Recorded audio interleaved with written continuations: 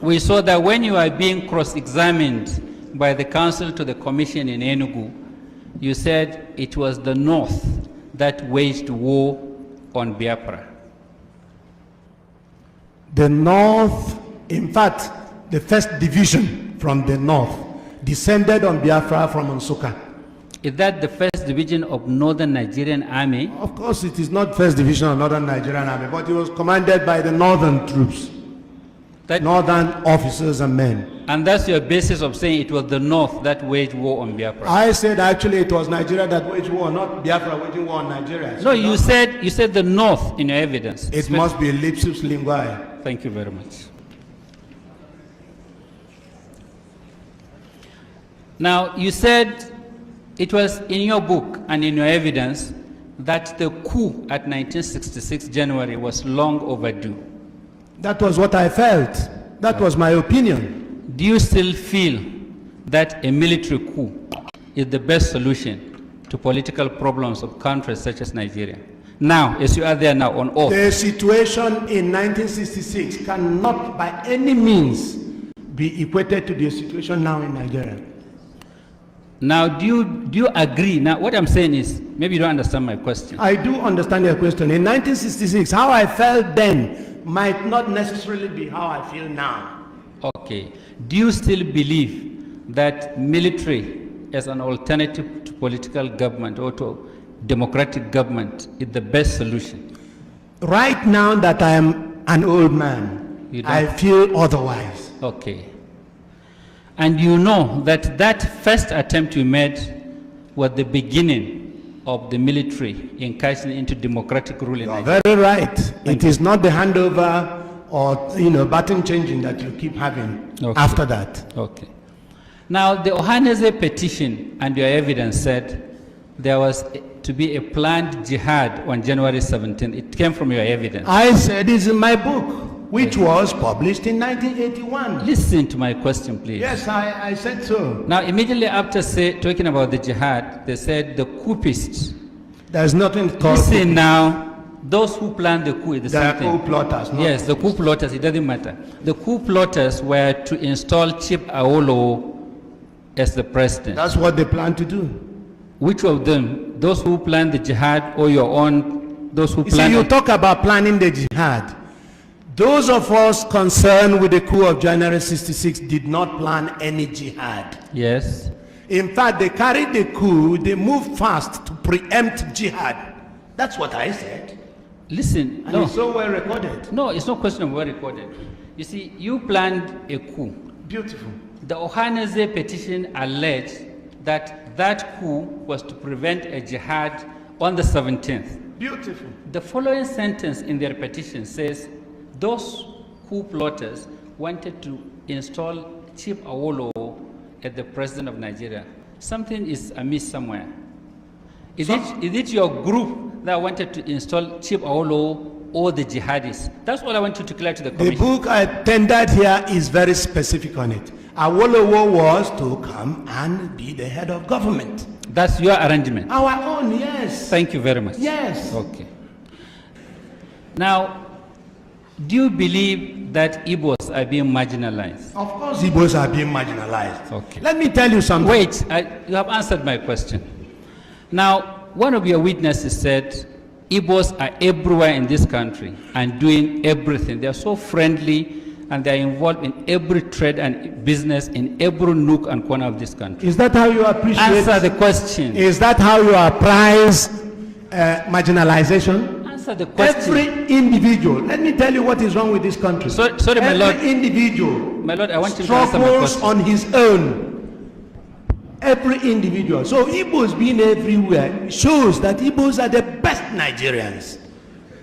They are the best Nigerians. They are everywhere. They are true Nigerians. You should have waited for my question. No, but I must preempt even your question. You see, Igbos, if you are talking about marginalization, it isn't in terms of Igbos individually working as individuals. In what context is the marginalization? Exactly. For instance, the question of appointments, the question of things that belong to us in general, in fact, even the question of depriving Igbos of their rights. This is marginalization.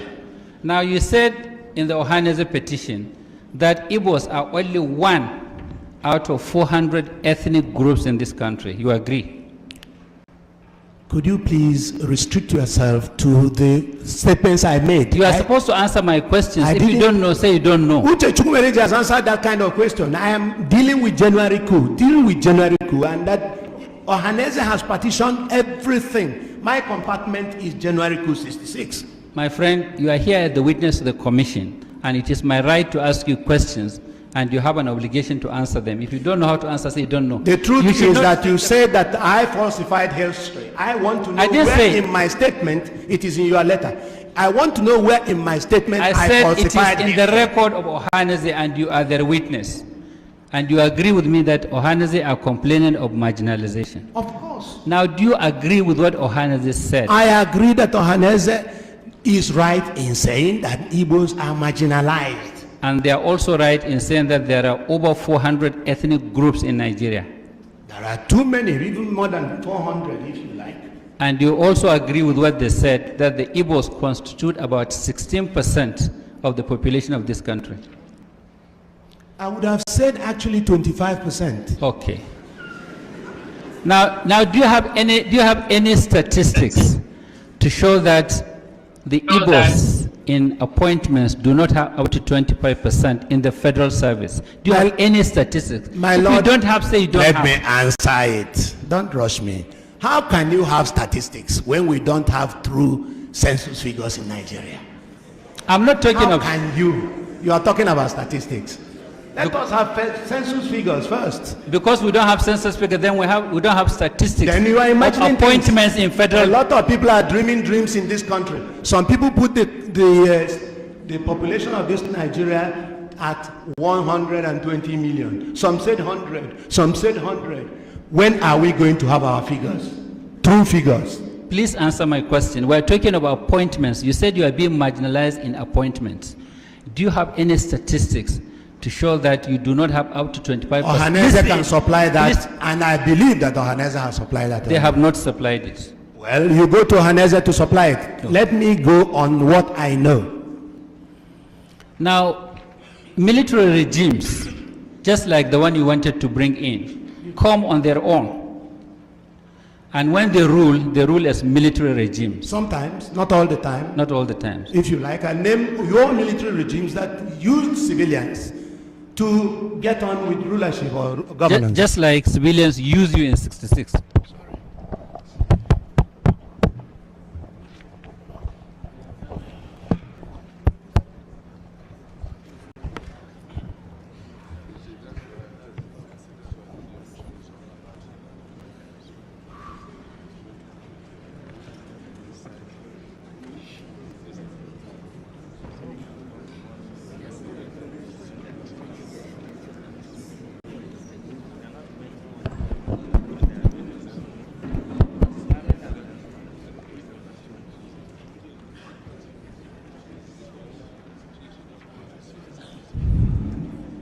There was never any military regime in this country that ruled without civilians.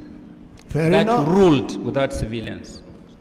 Good. I'm happy you are confirming it. That's what I said. Yes. And there was never any military regime in this country that ruled without representation from across this country. We never ruled Nigeria. No, I'm not talking. We of January 66 never ruled Nigeria, so you are not in a position to know who should have been in the government if we actually wanted to rule Nigeria. Okay. Now, in 1966, 60% of the officers of the Nigerian army were Igbos. 60% of the officer corps were Igbos. That is, in fact, an estimate, yes. Yes. And at that time, from your evidence and your book, one of the things worrying the Igbo officers was that there was the Nigerianization of the army, and some people were insisting on quota. You know, I took advantage of Nigerianization of the army. So I could not condemn Nigerianization of the army. No, I'm not saying you. What we took exception from was the question of anybody in trousers becoming an officer. That's what we took exception from. Okay. Now, when you left the army as a captain. Yes, of course.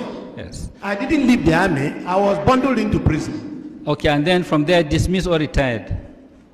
Up till tomorrow, we were not tried, so I don't know whether it's dismissed or retired. And all this is because you are involved in the January 66. Exactly.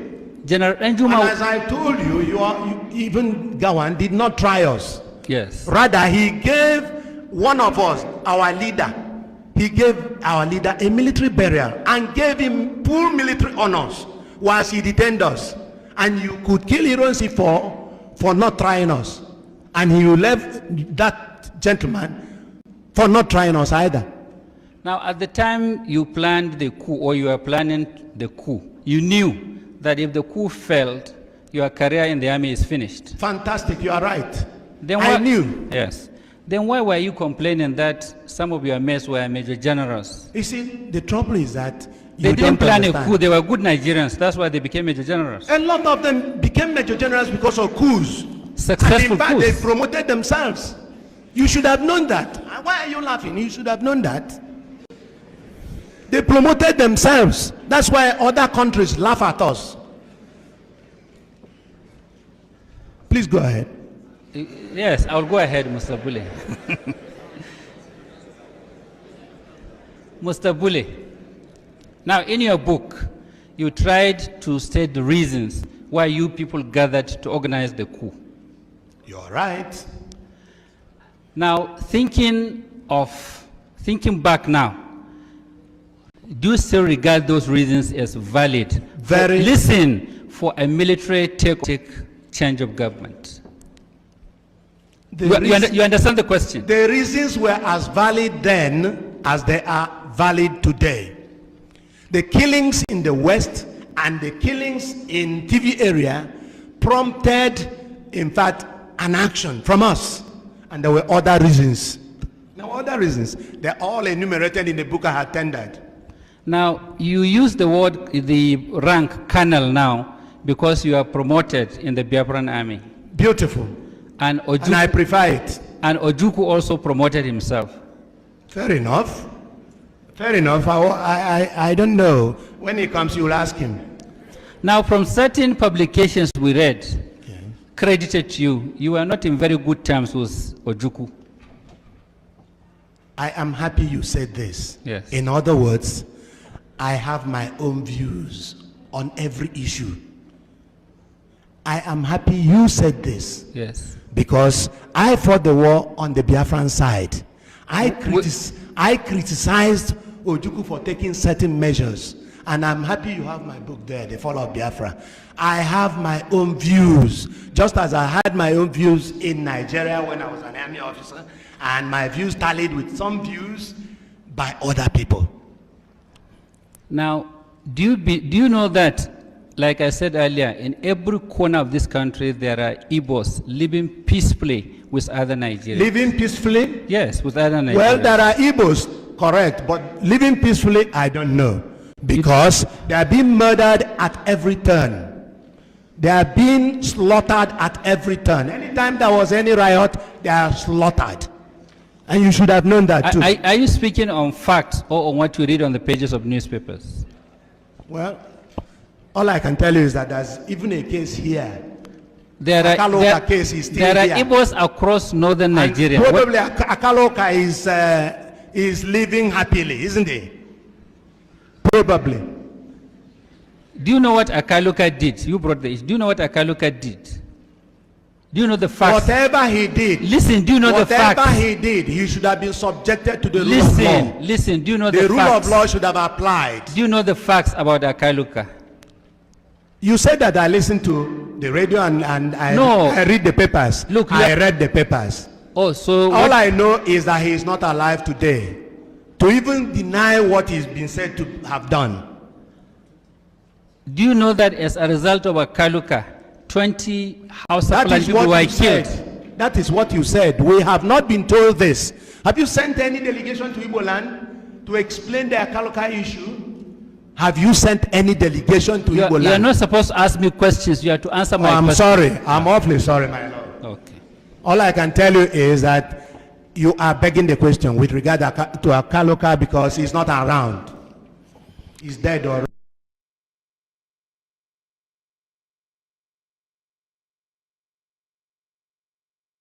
Adewale Ademoye. Was it an Igbo coup? No, it was not an Igbo coup. It was not. And the answer is self-evident. Among the majors that carried out that coup, a principal actor was Major Adewale Ademoyega, a graduate of history from the University of London. He was one of the ideological foundations of that action. He and Major Emmanuel Ifajuna, who also was a graduate who read sciences at the University of Ibadan. They were the ideological bastions of that action. So you couldn't have an Igbo coup where one of the leaders was a Yoruba man. Out of 5 officers, they are known: Ifajuna, Major Ifajuna, Major Nzogu, Major Okafor, Major, what's his name? This guy who was killed in the counter coup. So about 5 majors, and you had that Major Adewale, and you had lieutenants who were of other ethnic groups, including Atong Pera, who was from the north. But that is just one side of the coin. There is another vital side to that issue. By January 15th of 1966, there were 40 Nigerians who were majors who had attained their majority in the army. 40. Of that 40, 24 were Igbo officers. 24 of those 40 officers. If you went to the rank of lieutenant colonels, you didn't have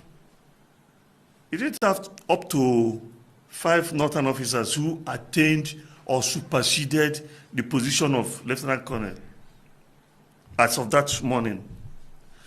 And of those 16 other majors remaining, they were mostly not from the north. They were from Cross River State, what is now Cross River State, Akwa Ibom State, yes, South, Western Nigeria. So you didn't even have those officers in the north. If you had 24 majors, Igbo majors, and only 4 participated, how could it be an Igbo coup? Lieutenant Colonel Ato Chinyelu Nebwe was killed. The man came from Orifte in Anambra State. He was killed. What was the circumstances of his death? He was in opposition to the coup.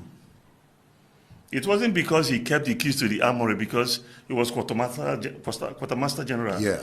And it's not the job of a quartermaster general to keep the key to the armory. He was killed because he was opposed to that coup. And he was pure Igbo blood from the current Anambra State. So it is not true to say that no Igbo officer was killed. Lieutenant Colonel Ato Chinyelu Unebe, he was killed. He was classmates with Yakubu Gowon. In fact, Yakubu Gowon was his best man during his wedding. They were friends. And also, when you check about the northern officers who were killed, no Fulani officer was killed. Yes. No Hausa officer was killed. Like Jema was not a Hausa man. Memelari was not a Hausa man. They were northern officers. That brings us to the question. So how did we come to this conclusion that it was a northern army? Because if you look at the officers' corps, Igbos dominated the officer corps. So how did they not come to dominate the army? I will explain that to you. The army is an appendage to executive political power. I told you that, extreme strength is its source. If it is filthy at the source, it will be filthy all throughout. If it only trickles, it will not. You won't expect it to be gushing down the line. Political authority resided with the Prime Minister, who was a puppet of the Fulani Premier of Northern Nigeria, who was controlling the country. So the army was controlled by Sardana of Sokoto. That is why they had that dominance. Before the coming of the Sardana, Igbo officers dominated the army. They right? dominated the army in the officer corps. They didn't dominate in other ranks. No, they didn't. A lot of the troops you had were from the north, especially the Middle Belt area. That's where you had all those recruit private, lance corporal, sergeants. Those were mostly from the north and the Middle Belt region. We can call them the foot soldiers. Yes, other ranks, something like that. That's it. So, having plotted the January 1966 coup, Yes. you needed Igbo officers to counter it. Ironsi and the like of Njoku and Ojukwu countered Nzogo and Co. Yes. Yet, some will still argue it was an Igbo coup. If it was an Igbo coup, how did Igbo officers counter it? Yes, you see, your question is fundamental, and I have to use it to explain certain things. The south of this country, especially my own Igbo people, don't seem to understand the power of propaganda, even though the doing of Nigerian journalism was Azikiwe. We seem not to understand it. What they did in the north, was to establish what they called the Northern Historical Society. And then they got all these British colonial forces, colonial officers like Moffat and all the rest of them, to be writing a lot of nonsense, publishing a lot of falsehood, spreading disinformation, circulating misinformation, and people took those things to become the basic truth of what happened. The coup from day one was never, from conception to perpetration until today, was never an Igbo coup. But it was to their benefit to make it look like an Igbo coup.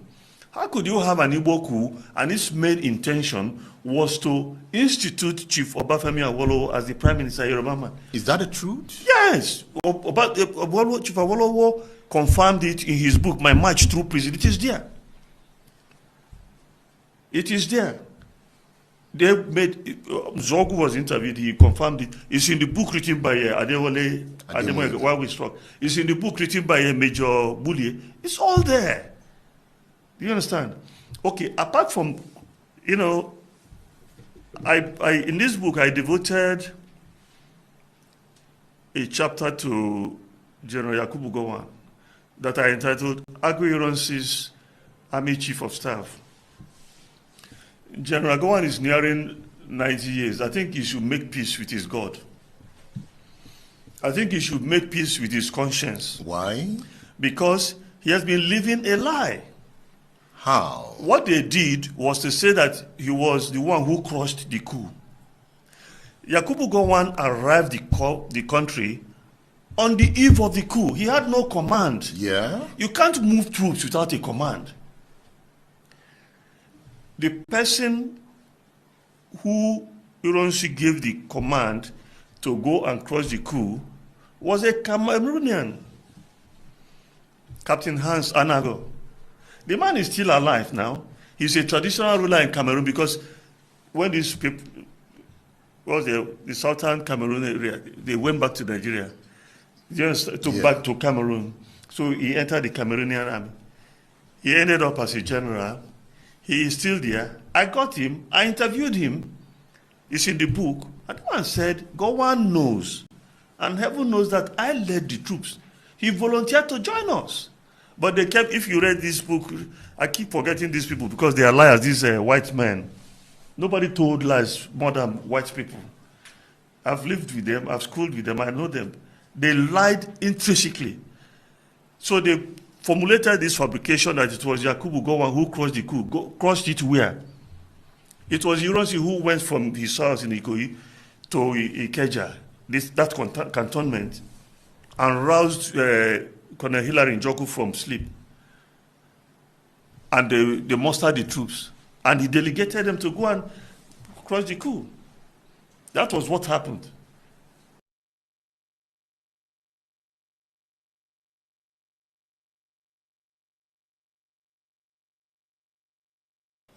A revolutionary betrayed. These people, the coup plot at revolutionary, they did not have intention of taking over Apase to be the head of state. They had it in mind to put Awolowo there as the prime minister. So how can you now call that a Igbo coup? When they had they want the Yoruba man to lead the country. We are looking at the book Colonel Victor Banjo, A Revolutionary Betrayed. A book written by Ni Aborishade, who is my guest on State Affairs. You know, books like this excites me. They talk about where we are coming from. And if we are able to understand where we are coming from, we would know why we are where we are. And if we don't understand what to do to solve the problems of now, we will see how the future will be a repetition of the past. That's right. That is the power of books. So you should be reading this book. You should have a copy of this book. Of history, politics, and power. Colonel Victor Banjo, A Revolutionary Betrayed. Mr. Borishade, you were talking about Awolowo. That's correct.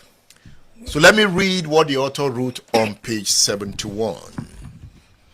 The first paragraph of page 71. He says, those who planned the coup had a formidable plan to establish a diarchy as the preferred system of government and had planned to install Chief Obafemi Awolowo as the prime minister and would have provided efficient security throughout the country that would have made it impossible for any counter coup to succeed.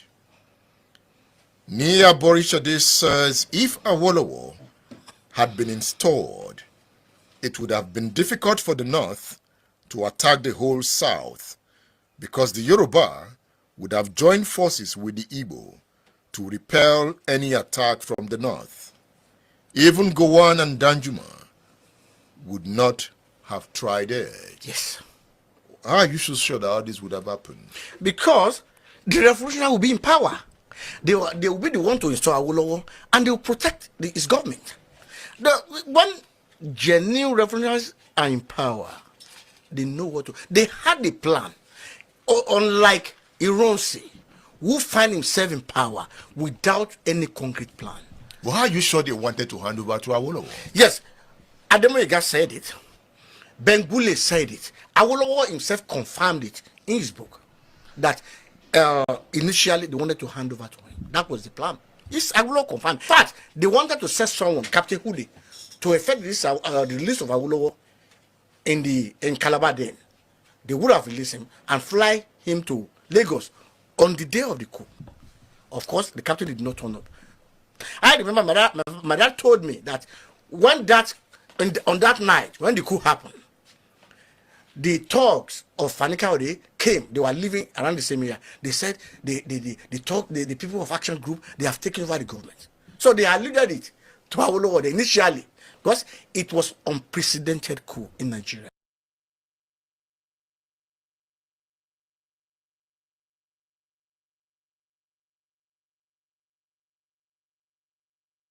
These people, the coup plot at revolutionary, they did not have intention of taking over Apase to be the head of state. They had it in mind to put Awolowo there as the prime minister. So how can you now call that a Igbo coup? When they want the Yoruba man to lead the country? We are looking at the book Colonel Victor Banjo, A Revolutionary Betrayed, a book written by Ni Aborishade, who is my guest on State Affairs. You know, books like this excites me. They talk about where we are coming from. And if we are able to understand where we are coming from, we would know why we are where we are. And if we don't understand what to do to solve the problems of now, we will see how the future will be a repetition of the past. That's right. That is the power of books. So you should be reading this book. You should have a copy of this book. Of history, politics,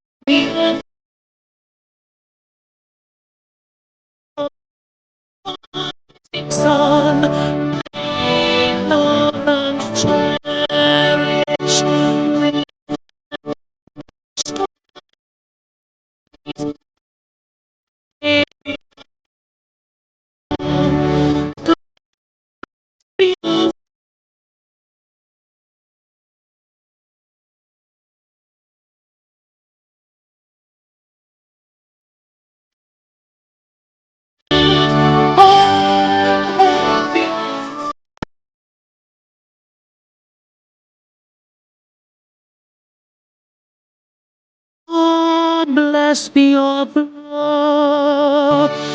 We have emerged triumphant from all of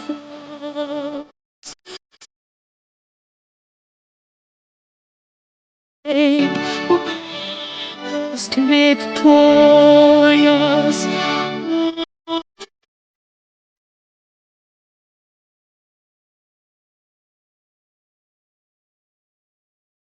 Let sing all Biafra.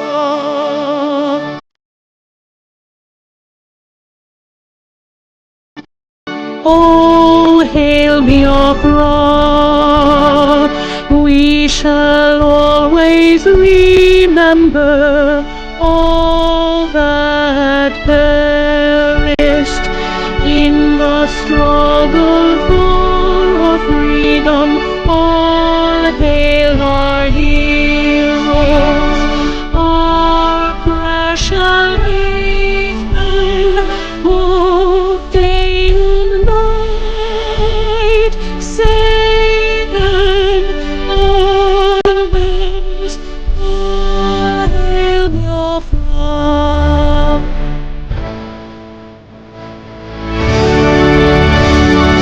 All hail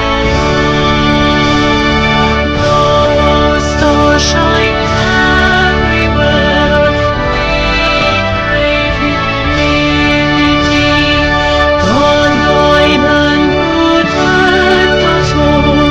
All hail your wisdom, shielding us from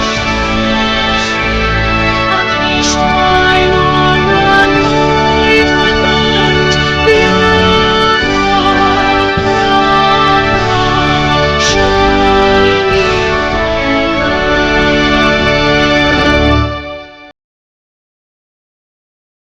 We observe a minute silence to the fallen heroes of Biafra, and the time starts now.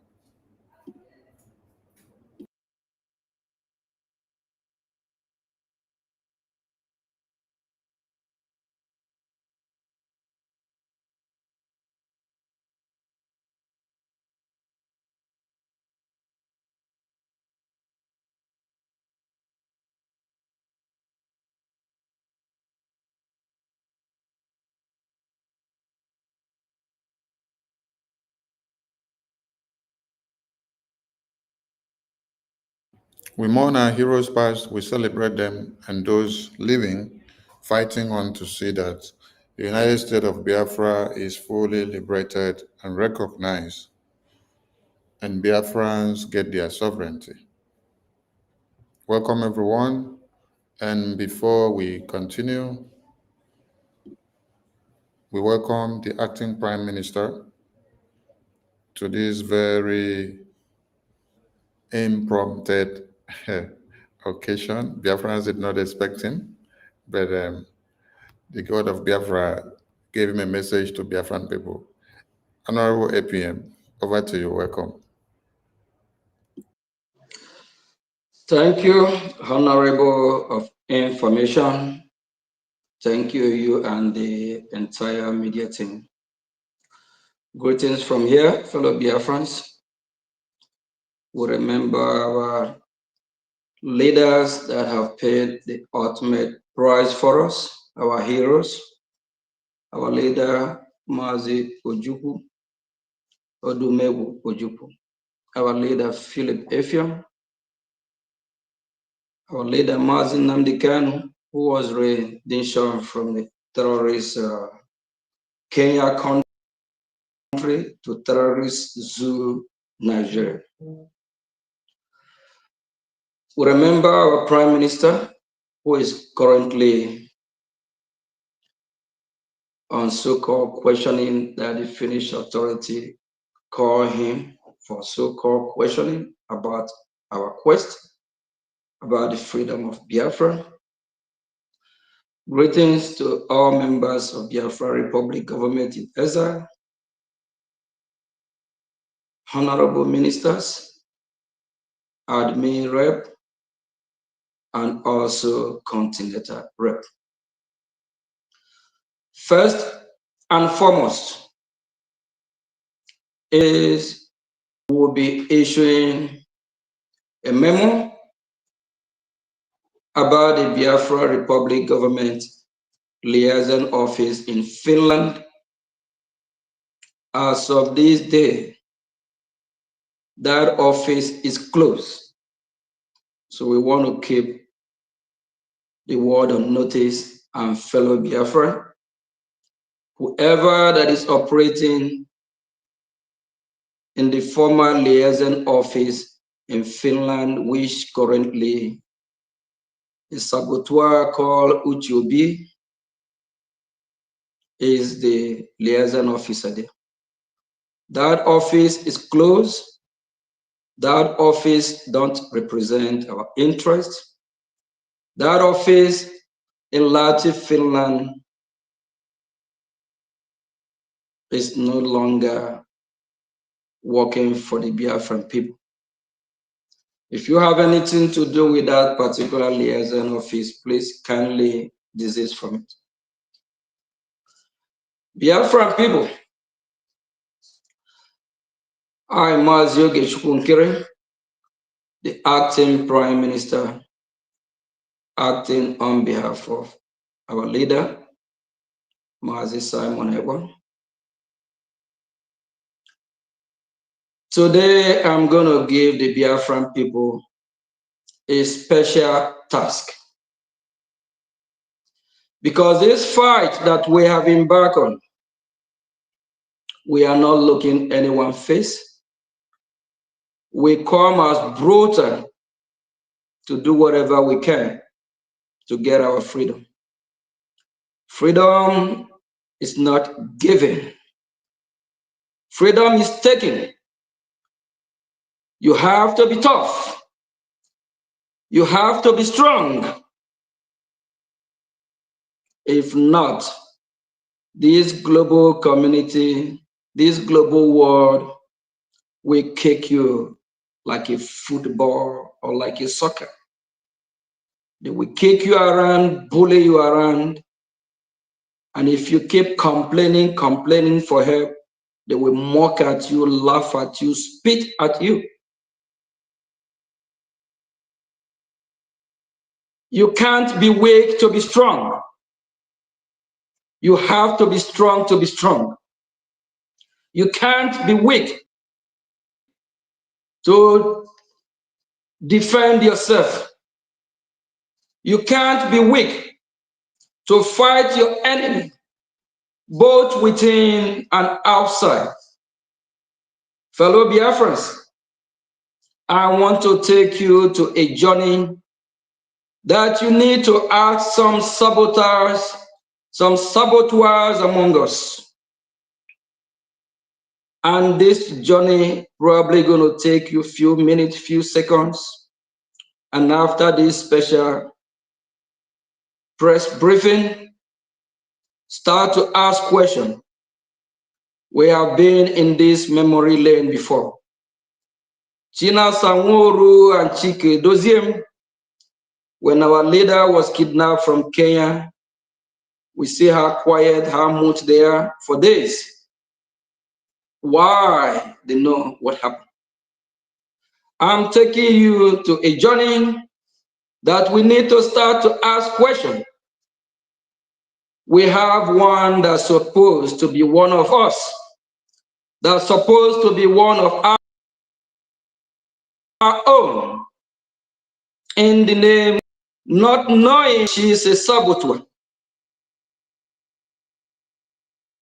And we already have a lot of saboteurs, like somebody like Bianca Chetima Tunubu. Now we identify Ngozi Orabeze as Judas Iscariot. Those that kiss their loved one a kiss of death. Those that betray their own. Ngozi Judas Iscariot. Please, fellow Biafrans, pick up your pen and paper. Number one, Ask Ngozi Ohanaeze Judas Iscariot, what is she going to do in Finland on Wednesday in 2 days? What mission? I know this will shock her. Not be juju be that. Ngozi Judas Iscariot Ohanaeze, what are you going to do in Finland in 2 days' time on Wednesday? Remember, our Prime Minister, Mazi Simon Ekpa, he have disassociated himself from you, Ngozi Ohanaeze. So why are you going to Finland? So that you can finish the unfinished job? Or are you disappointed? Biafran people, ask Ngozi Ohanaeze, what is she going to do in Finland? It will surprise her. How do we know about this? What we are doing is spiritual. And if you're an unclean person, the spirit of Biafra will expose you. He exposed Chika Edozie, China Sanwuru, and others, the faceless people. Ngozi Ohanaeze, Ngozi Judas Iscariot, who see me, what are you going to do in Finland on Wednesday?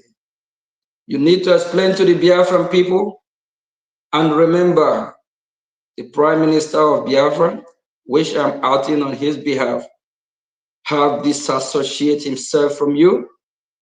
He have sent a memo through his attorney instructing what to do and asked Ngozi Ohanaeze to desist from using his name. Number two, Biafran people, ask Ngozi Judas Iscariot Ohanaeze, how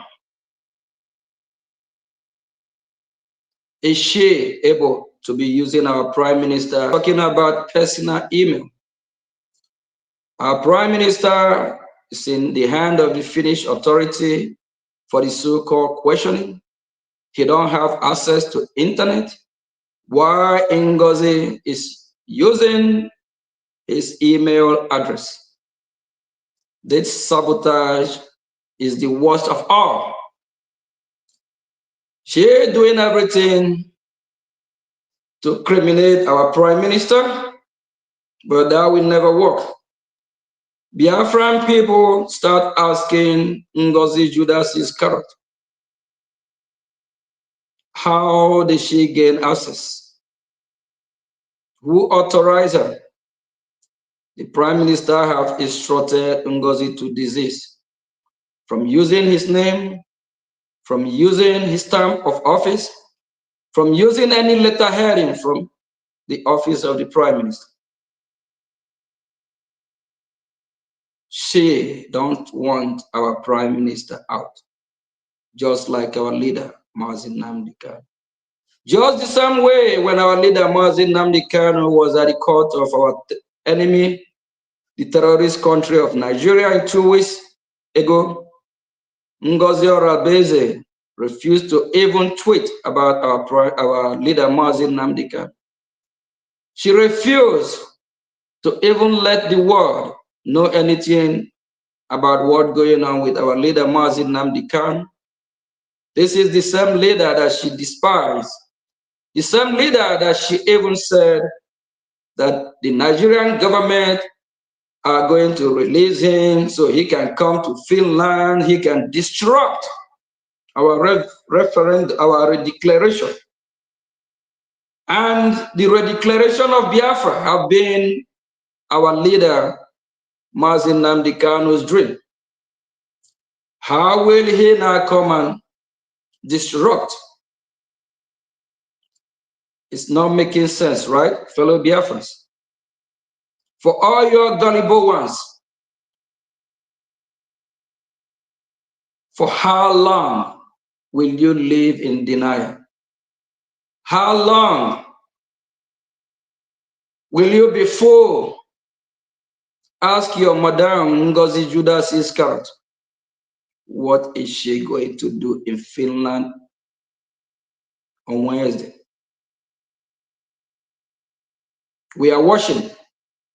We are everywhere. She will be exposed day by day. She's being exposed. Ngozi Ohanaeze, on one of her broadcasts, she admitted that she is in Finland 2 weeks before our declaration.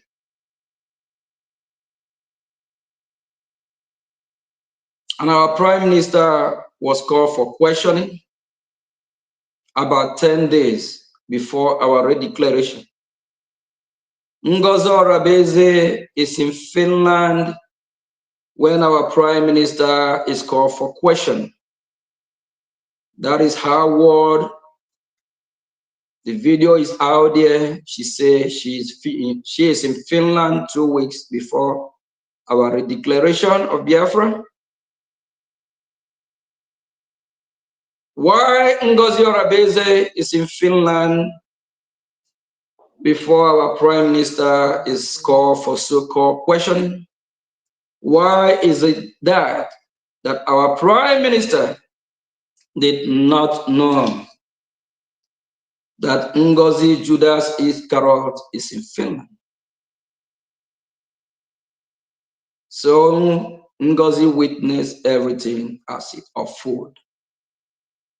Biafrans asked Ngozi Ohanaeze, where is Mazi Simon Ekpa, the Biafra Republic government prime minister?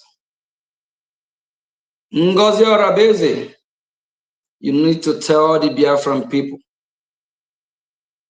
what you have done.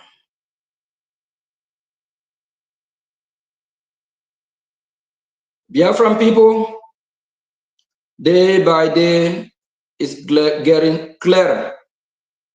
Day by day, we are seeing how things is unfolding.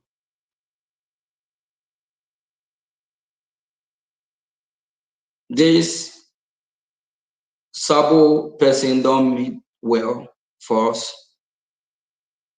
We need to do everything within our power to stop this mayhem, to stop this atrocity. Is she going to Finland to meet with her handlers and try to see if she can finish the unfinished business? Ngozi Ohanaeze, you will fail. Ngozi Ohanaeze, you need to answer to the Biafran people. Stop deceiving the gullible ones. If you have been misled and until this time you don't see this playing in your very own eye, you need to ask yourself questions. Before the last time Ngozi Ohanaeze tweeted was on the 17th of November. And before then, she is very active on social media. She always tweets breaking news, breaking news, breaking news. And even before then, she don't tweet about Biafra redeclaration. Go back, check her post from a year ago. Ngozi don't tweet about our redeclaration because she never wanted it to happen. Ngozi don't even retweet our Prime Minister post. She don't. Go back, scroll back to a year ago, till date. After the 17th of November, when Ngozi Orafulani, working with the Nigerian terrorist state, made her post, her tweet. She then tweeted again on November 21. Why did she wait for 4 days? This is exactly what happened in the case of our leader, Mazi Nnamdi Kanu, when China Sanguru and co betrayed our leader. Why did she wait until after Sahara Reporter have published the news? What happened on the 18th? She didn't make any post. She didn't tweet on the 18th. She didn't tweet on the 19th. She didn't tweet on the 20th because she knows what is going on. Biafran people, we just want to make this as brief as we can. Please, for those that are following her, for those in her group, for those in her cabal, for whoever that is working with her, for whoever in her parallel government, ask your madam, Ngozi Ohanaeze Judas Iscariot, what is she going to do in Finland on Wednesday? Ask her, didn't the Prime Minister warn her to desist from whatever she's doing? Ask her, didn't her receive the memo from the Prime Minister that he have disassociated himself from Ngozi Judas Iscariot because she's a betrayer. Thank you, fellow Biafrans. Thanks for tuning in. Please, for all the genuine freedom fighters, keep doing what you are doing.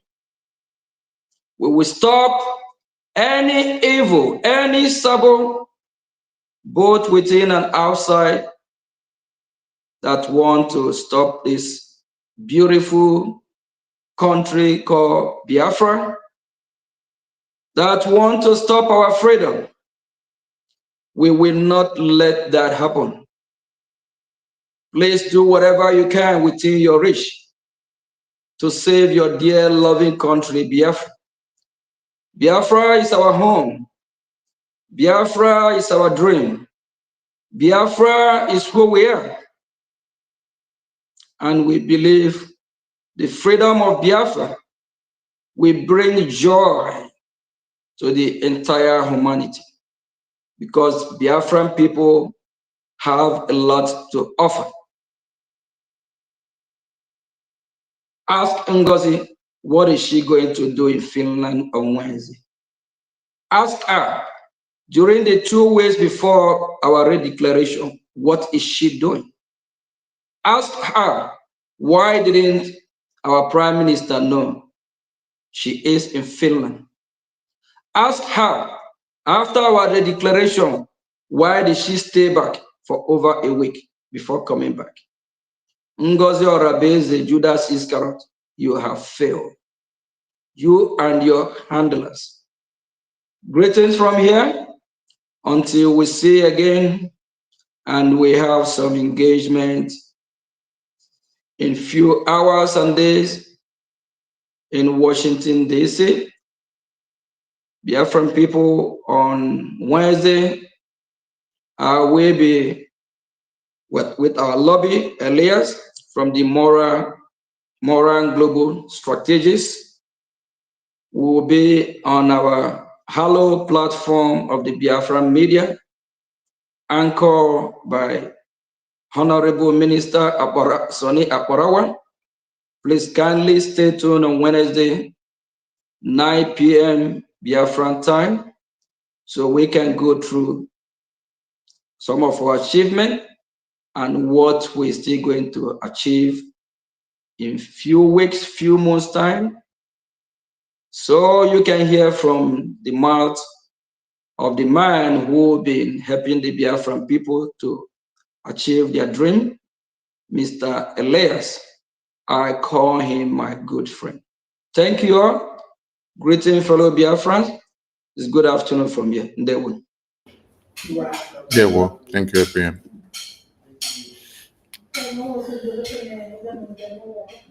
So that part will be cut out and it will be circulated on all media platforms.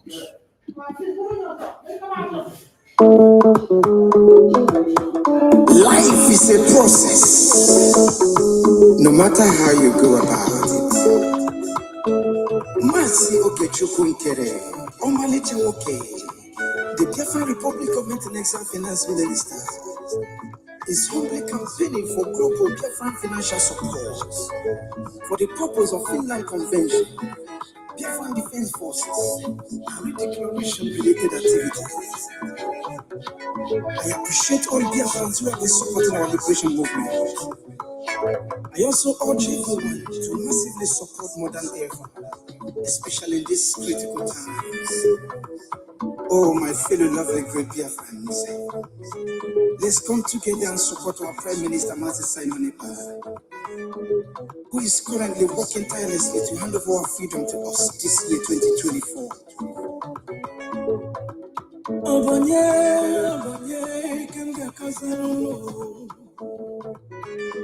Freedom is coming,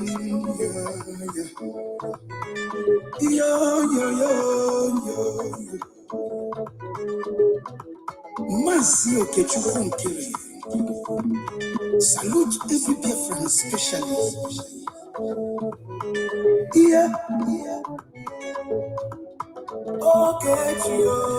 Okechukwu Kama, Okechukwu Kaina Yano, Okechukwu Kama, Oyabana Kiki Bakuno, Okechukwu Kama, Wenu Chukwu Kasebele, Okechukwu Kama,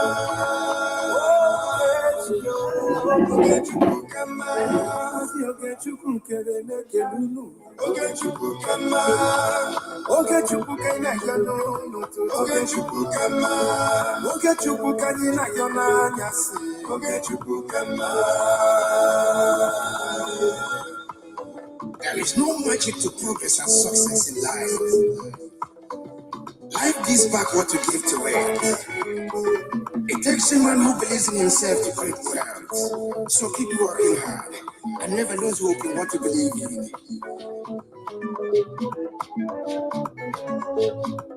Ayakata. Life is not easy.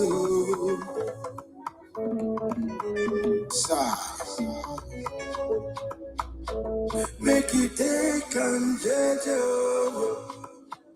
I want to use this special opportunity to recognize great Dini Odumegojukwu.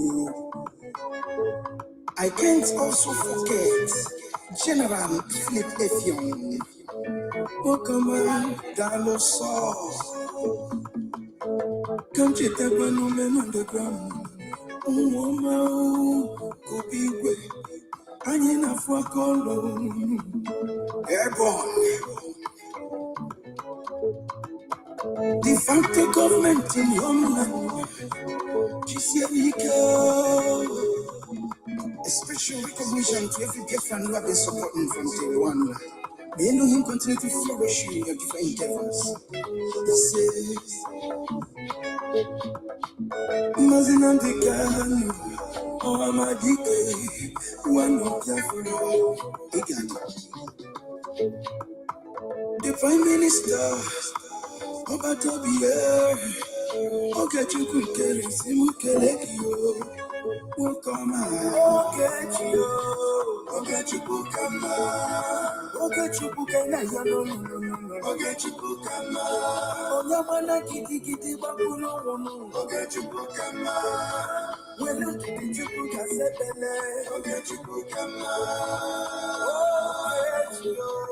Okechukwu Kama. Mama biko yomo isa. Oge chukukama. Oge chukukana yono. Oge chukukama. Oge chukukana yona yasi. Oge chukukama.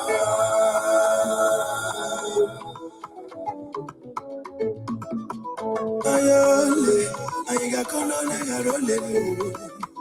Uwi bole, chetakana ndugo fuo.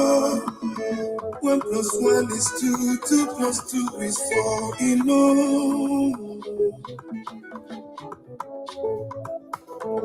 Onye puru chi yuzo akwa no. Joy. Don't give up. One day, he's so close. He's so close. Forget your book, never you give up, no. Forget your book, believe in your dreams, brother. Forget your book, never you say no. Forget your book, forget your book, never you down your bed, no. Forget your book, keep your head up, keep on fighting, forget your book, oh yeah, forget your book, a big shout out to Mazio, get your book, I salute you, my people. When he's so close, he's so close. Forget your book, never you give up, no. Forget your book, believe in your dreams, brother. Forget your book, never you say no. Forget your book, forget your book, never you down your bed, no. Forget your book, keep your head up, keep on fighting, forget your book, oh yeah, forget your book, a big shout out to Mazio, get your book, I salute you, my dear, Mazio Simon Bar. Life is sweet when you're patient. The greatest shout out goes to the media team with great talents. They won.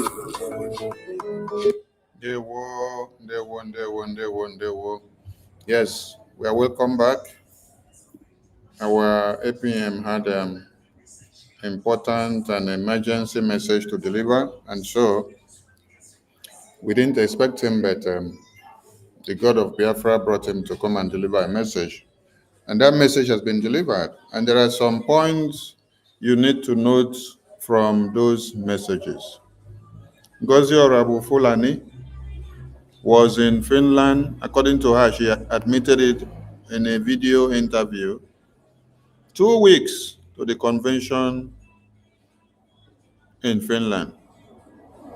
And Prime Minister was not aware that this Orabu Fulani was in Finland prior to Prime Minister's detention. That is one. 2,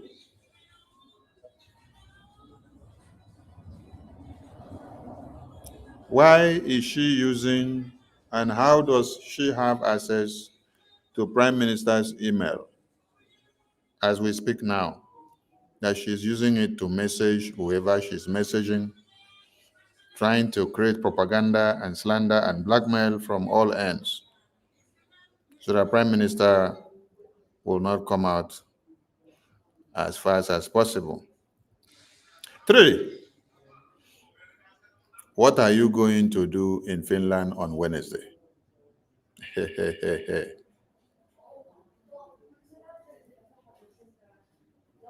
What are you going to do in Finland on Wednesday? What are you going to do in Finland on Wednesday? The Prime Minister has already, through his attorney, dissociated himself from all your activities. And I want all of you to be observing Prime Minister's Twitter's handle. I've not said this before. I want all of you, all Biafrans going forward, be observing Prime Minister's Twitter handle. Screenshot it and watch it and check all the activities going on Prime Minister's Twitter handle. This is a message to all Biafrans, most especially all the police and the media. All the police in the media team, watch Prime Minister's Twitter handle, screenshot, and then know when you see anything that goes abnormal. Watch it and see everything that is happening there. This is assignment to all Biafrans, most especially the Biafran police and the media team. You know yourselves, so get to work and do your work. Ngozi Orabufulane is not working alone. That is why she has the boldness of going to register our own government, our own group, set up our own group. And then she came out boldly to tell the entire world that the Biafra Liberation Army that Biafran people unveiled in Helsinki in 2023, that they are fraud. And that she is going to do what? Unveil our own group. What is our own group? It's a Bubagu terrorist with Caterpillar Ebubagu as the leader. With Biafra money, the bad side is that all of you that are contributing money to her, you are the enablers. You are the ones enabling her. You will contribute money for her to use it and then give to Ebubagu. Over 50 million naira of Biafra donation have been given to Ebubagu. Then tomorrow when you sleep and wake up and then you see there has been infection in Biafra land, Biafrans have been massacred and slaughtered, you come back to start crying. You come back to make noise in the media. Oh, they have killed people in Osu, they have killed people in Yamufu, they have killed people in Umutanze, they have killed people in Iyala, they have killed people in Uli. Who gave work to Ebubagu? Who showed Ebubagu anything that has to do with Biafra? Who told them the identities of Biafrans that are working for Biafran government? You had to go 247, open his mouth and admitted that they contracted Ebubagu Caterpillar to come to Enugu. Adarama was telling him, we'll go 247, shut up, because you don't know how all this thing started. Namino pass you. Allow me to talk this thing well, because you don't know much. And all of you are still fanning yourselves and fanning Ngozi for what? For doing what? For carrying your Biafra donation money to Ebubagu.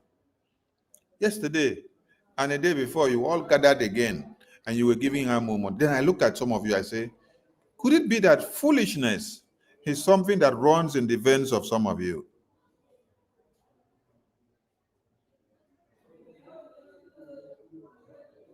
Because even when the coup of 1966, January 15, was tagged Igbo coup, and then Ojukwu had come out on several occasions before then to tell the entire world that it was never an Igbo coup, that it was a national revolution. Did you people take it to heart? No.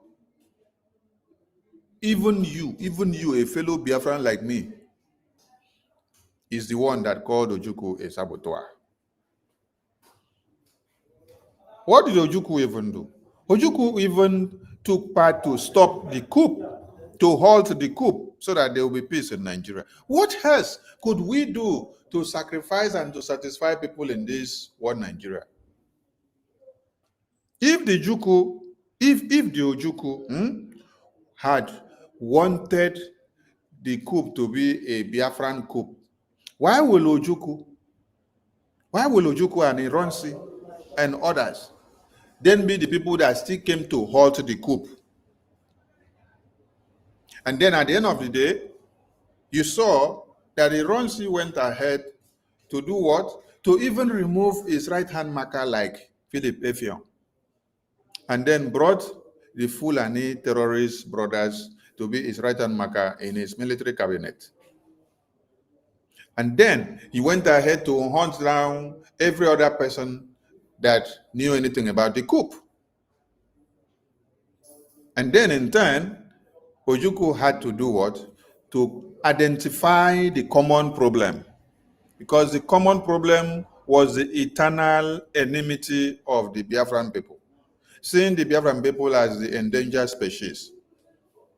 The revolution, the coup was actually to stop the Yorubas and the Middle Belt from being massacred, from being slaughtered on a daily basis. It was not majorly the Biafran people that were being massacred as at then. It was the Yorubas and the Middle Belts and the Hausas. But the Biafran people had to take the bold step to call everybody and say, come on, let us do something, because it is a national issue. We're not taking this bold step for the Biafran people. We're not taking it for the Igbos. We're not taking it for the Bibios or the Efiks or the Calabares or the Galas or the Urobos or the Shekiris. No, we are taking this bold step for the people that are densely affected in the far north, the Yorubas and the Middle Belt. But at the end of the day, because there has been this long existing hatred about the Biafran people, that is why they turned the barrel of gun from everybody that participated in the coup. When you look at the coup plotter, the key principal officers, you see that you only had whether 2 or 3 of the Biafran extracts. The rest of them were Yorubas. The rest of them were Hausas. The rest of them were the Middle Beltans. Oh my God. Now, they turned the barrel of the gun on us. We then became the antelope. We went to save them all. We did not go to do it so that we will come and put Ojukwu or Ironsi as the head of state. It was a Yoruba man we wanted to put as the head of state, right? Check. Nah, man. Awolowo. Hey, Yoruba people. Yoruba people. Hey. Better say you go make friend with tortoise than for you to go make friend with Yoruba man. No. Be very, very careful. Awolowo was to be brought out. Was to be brought out and then crowned. For him to be crowned and then become somebody and then be the head of state, it was not an idea of his brothers. No. It was other people that sat down to see that the country has been plunged into a destructive and dangerous mood. So they need to think and look for a salvation to human lives. And then they did not say we should bring Ironsi to be the head of state. They did not say we should bring Ojukwu to be the head of state. They did not say to show you that these people were not power mongers. Ojukwu was not a power monger. Ironsi was not a power monger. Philip Epion was not a power monger. General Achibon was not a power monger. Kaduna Nzoku was not a power monger. Obosi was not a power monger. Major Kandem was not a power monger.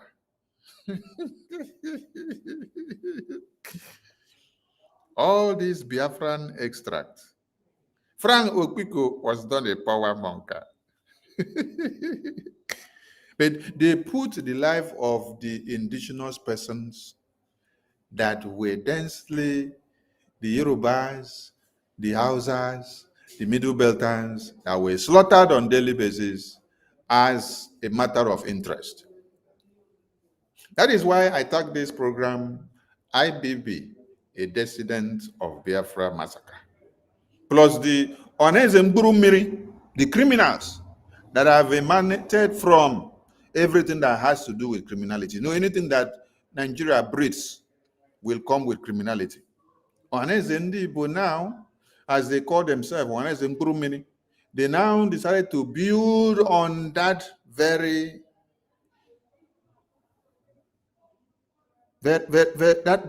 very ample opportunity that has suffixed for them to make money. They now come out and say, one Nigerians will come and pay them 100 trillion naira for the blood money of Biafrans. Chai! Hello, Meru, in 2025. Fulani will come out and tell you, we will revenge the death of the over 5 or 3 or 10 Fulanis that you have slaughtered.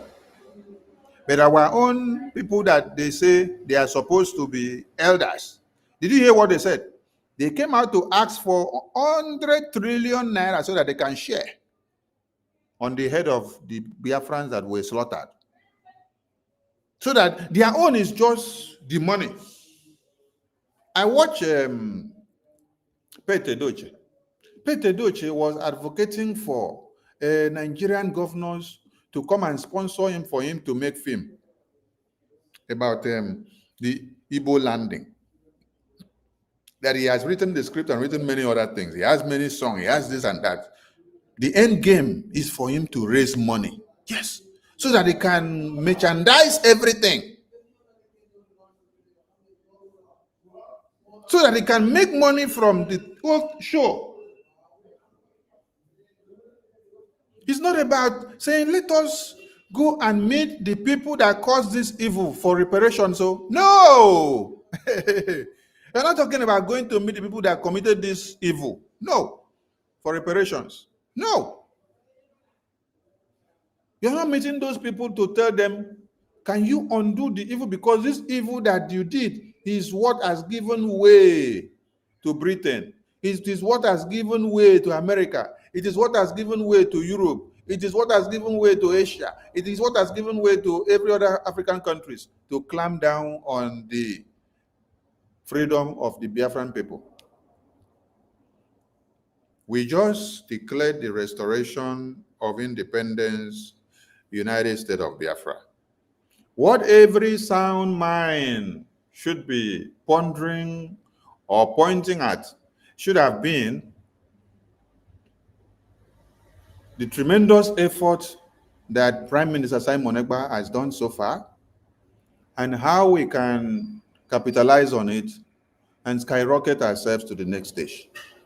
But what do you see from those that call themselves elders of Biafran side? What you see them doing is that they gather themselves, they look for ways and manners and avenues of making sure Mazi Nnamdi Kanu, the Prime Minister, dies in detention so that he will never come out and see the light of day.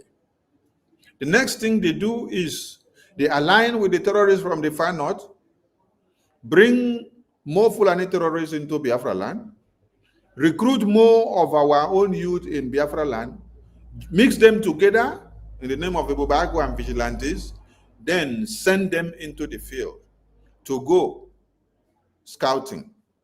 They go sieving Biafran houses from door to door, looking for who they say and hear that is a Biafran or Biafran government ally, or a Biafran government lover, or a Simon Ekpa lover, or a Biafra lover. Anyone that preaches or proclaims Biafra is who they go and look for to cut off the head.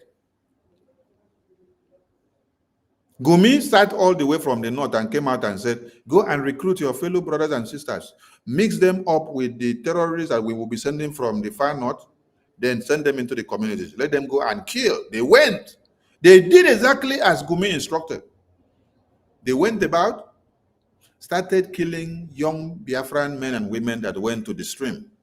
They killed them, they dragged their bodies to the ground, they tied it to the motorcycle, they drove it out from the stream to the street. And the elders and the governors that claim to be working for one Nigeria in Biafra land, they are clapping for them. And the media carries it. They jubilate. They make joy of what they have done. Now that IBB, I think we have not played our eternal leader's voice. Let us play our eternal leader, because he is the first person that had given you people this revelation. He cleared the air long before now that the coup was never an Igbo coup. And then when you listen to the man that spoke before, when he was interviewed, that man made you to understand that there was this propaganda maniac, which the Northerners came up with, which they do what? They create all manners of propagandas to turn the narrative of the coup to be an Igbo coup. Yes. Something that was channeled and done for the purpose of the national interest of everyone in Nigeria. But they sponsored a propaganda campaign. Just like you see those ones that Ngozi Oravufulani has sponsored. You see that IPOB Nigeria joined them. Obedient Movement joined them. Plus the Mkuru Mini that have been aligning and claiming to be Prime Minister's lovers. They now align with her. They embark on propaganda. Since Prime Minister was detained, it has been one propaganda to another. And none of it has been substantiated to give any evidence. No. Blackmail and slander and propaganda. So this is the Takia system. They throw in the propaganda, then they come back to do as if they love you and to embrace you as if they have your interest at heart. Then going back on the other end, they are destroying everything that you ever lived and worked for. That is why they will come out, dance, dance, dance. They will use Prime Minister's name. Yes. They will go and use his letter heading official from his office. They will go and use his official seal that they faked. They will now put his name on whatever letter they are writing. They will also put on behalf of him, and then they will treat whatever they are doing. They will treat it with Prime Minister's name. Then at the end of the day, they will use you. They use you to come and donate money to them on fundraising, deceiving you and opening their mouth and telling you that Prime Minister have endorsed this. Listen, no, this is what, when you listen to this mad woman in Georgia hospital, when she's talking, she said, Prime Minister has endorsed this. Whatever she's saying, she will say, Prime Minister Simon Ekpa has endorsed this. Are you getting the point? So all of you are being deceived with Prime Minister has endorsed this. Somebody asked her a question in a program a few days ago. If you said and knew that General Igwe Butuzo, the Chief of Defense Staff, has been active and still working ever before now, why did you come out and say they are fraud? And why was your necessity of coming to say you're going to recruit a new set of army? When General Igwe Butuzo has made it clear that they already have over 100,000 men on ground standing, that it is just for you to supply us every logistics that we need for us to be able to destroy the enemies. But at that point now, she ran away from question. She said, oh, we cannot discuss our defense on air. But where did you discuss the recruitment? Was it not on air? Where did you discuss that they are kidnappers and they are going about shooting at Biafrans like what Nigerian terrorists did in their homes? Was it not on media? Where did you call them online commanders? Was it not in the media? Oh. When you people were having meeting with Caterpillar, it was not happening in the media. When Onye Army went and had meeting, got meeting done, brought audio voice of General Butuzo, and then refused to bring that one of Caterpillar and think that we did not know or we would not get it. We got it now. Yes, we got it and we played it. Was it not done in the media? When you launch your Biafra Defense Forces ID card, was it not in the media? When you launch your bank account for your Biafra Defense Forces personnel, was it not in the media that you launched it? I thought you said you were telling the entire world that whatever you are doing is in the public. But when questions comes to you, you people will run away. Propaganda, blackmail, and slander, it has ever been the system that these evil people have been using. And it is the same pattern that the northern part of Nigeria used during this time that they turned the national revolution of one Nigeria to Igbo coup, nickname Igbo coup. Nickname Igbo coup. So that what will happen? So that you will give a dog a bad name. And all of you have given a dog a bad name for the past how many years now? Count it from 1966, January 15, down to 2025. How many years has it been? How many years has it been? Those that know how to do calculations. How many years has it been? Every Biafran has been seen and tagged as the enemy and the destructor and the devil and the evil of Nigeria. That they are the only people that want Nigeria to be destroyed. They're the only people that don't want Nigeria to be won. And then Buhari went on to say, we killed over 1 million to keep Nigeria as one. Because the Igbos, the Biafrans, they wanted to break up Nigeria. So anything that has to keep Nigeria as one, you will do it, not minding whether you slaughter babies in their sleeps, not minding whether you cut off their heads, not minding whether you send thousands and millions of mercenaries from far and beyond to come down and slaughter Biafrans.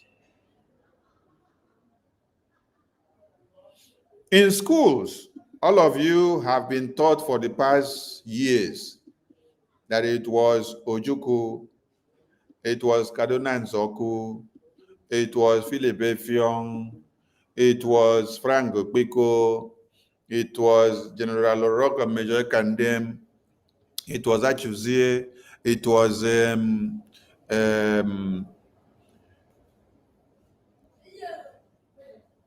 all the soldiers and gallant men. It was Ifejuna and the rest of them. That it was all these gallant men that did what? That wanted Nigeria to be destroyed. That wanted Nigeria to be broken into pieces. That Nigeria was okay. That is how they write the books and tell you in school. They say Nigeria has been okay. Oh, Nigeria was very fine. Oh. They refuse to tell you what necessitated the national revolution, which they have now tagged Igbo coup. They refuse to tell you that the same corruption, the same Islamic jihad that has come now is what was facing everybody. Nnamdi Azikiwe, the ceremonial president of One Nigeria, had to run away to the Caribbeans and to the UK. To do what? To go and sit down there and be watching how Nigeria will go into flames. Because the Islamic jihadist template was staring him to the face and then he could not do anything. His hands were tied. Just like if you put Peter Obi in position and then situation will worsen daily than any other thing. Just like when Goodluck Jonathan was there, he tried to make every effort to change policies that will make everybody to know what life is all about. But they thwarted all his efforts. And then they had to look for Islamic jihadist template to bring in with Boko Haram so that they can rig him out, create insecurity, do all manners of kidnapping, do whatever they had to do, even with the help of Obama and Joe Biden's administration, to be able to forestall all this evil that they had planned.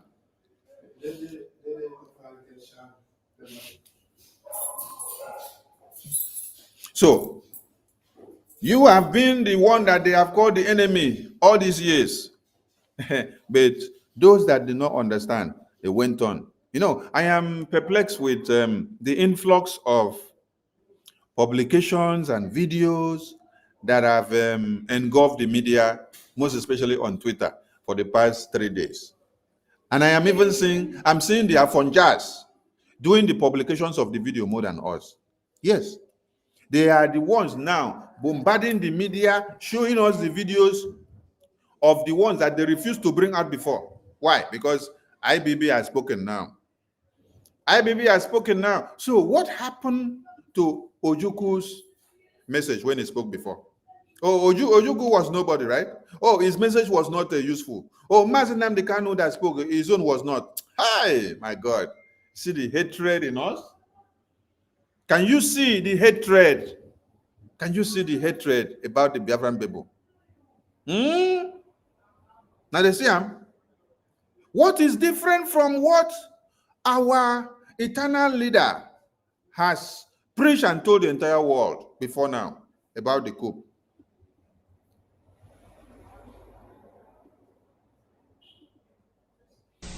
Now let's get it straight. The young officers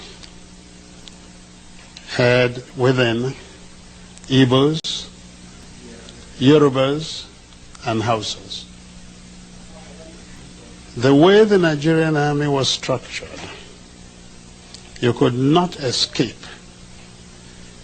a preponderance of Igbo officers. And these were at the middle level because they were essentially majors. By then I was a lieutenant colonel, so I wasn't part of it. I was then commanding a battalion in Kano. The coup ostensibly, because I've later found out that the whole aim of the coup was to halt this apparent drift in Nigeria. But significantly, you know what they wanted to do? To create a presidential commission of army officers as a safeguard, the people who would guard the nation, and hand over government to Chief Obafemi Awolowo. The idea was to release him from prison, make him prime minister, and in the hope that Nigeria would become a better place. That is actually how. So it was really the Yorubas and their leader that were going to benefit. Oh, absolutely. From the coup, not the insinuation that he was an Igbo coup. No, certainly not. Okay. Your Excellency, we have And not only that, and I think because a lot of things have been said about this. Who actually halted the coup? Aguiyi Ironsi in Lagos, an Igbo. Emeka Odumegwu Ojukwu in Kano, an Igbo. The Igbos halted the coup. How can it be at the same time an Igbo coup halted by Igbos? There's something odd about that. Thank you, Your Excellency. The next question is... Don't ask him the next question again. Because even when you ask him thousands and millions of questions, you will still come back being stupid and misinterpreting everything that he said. Yes. For how many years this video was released? For how many years this video has been in the media? Because of the natural hatred that you people have for the Biafran people. That is why dog go shit, they go carry am say, na Biafran people do am. Cow go shit, they go say, na Igbo do am. Monkey go whisper, they go say, na Igbo do am. Even chimpanzee go talk, they go say, na Igbo do am. Even when snakes swallow money in Aso Rock, they say, na Igbo do am. Elephant go turn to fly for Nigeria, they say, na Igbo do am. Under Buhari, you people came with a policy of going to print new money. You people plan of how you will rig elections so that you will impoverish the opposite party and then have enough money in circulation of APC hand to use it to run the election. You decided a pattern of making sure the people of the South do not have their hands on money in circulation. Yes, but this money was fondly circulated house to house to the people of the far north. You people came up with a policy of changing the currency, printing new notes. You made money to be out of circulation in the south, but that old note, you still permitted the northerners to be using it.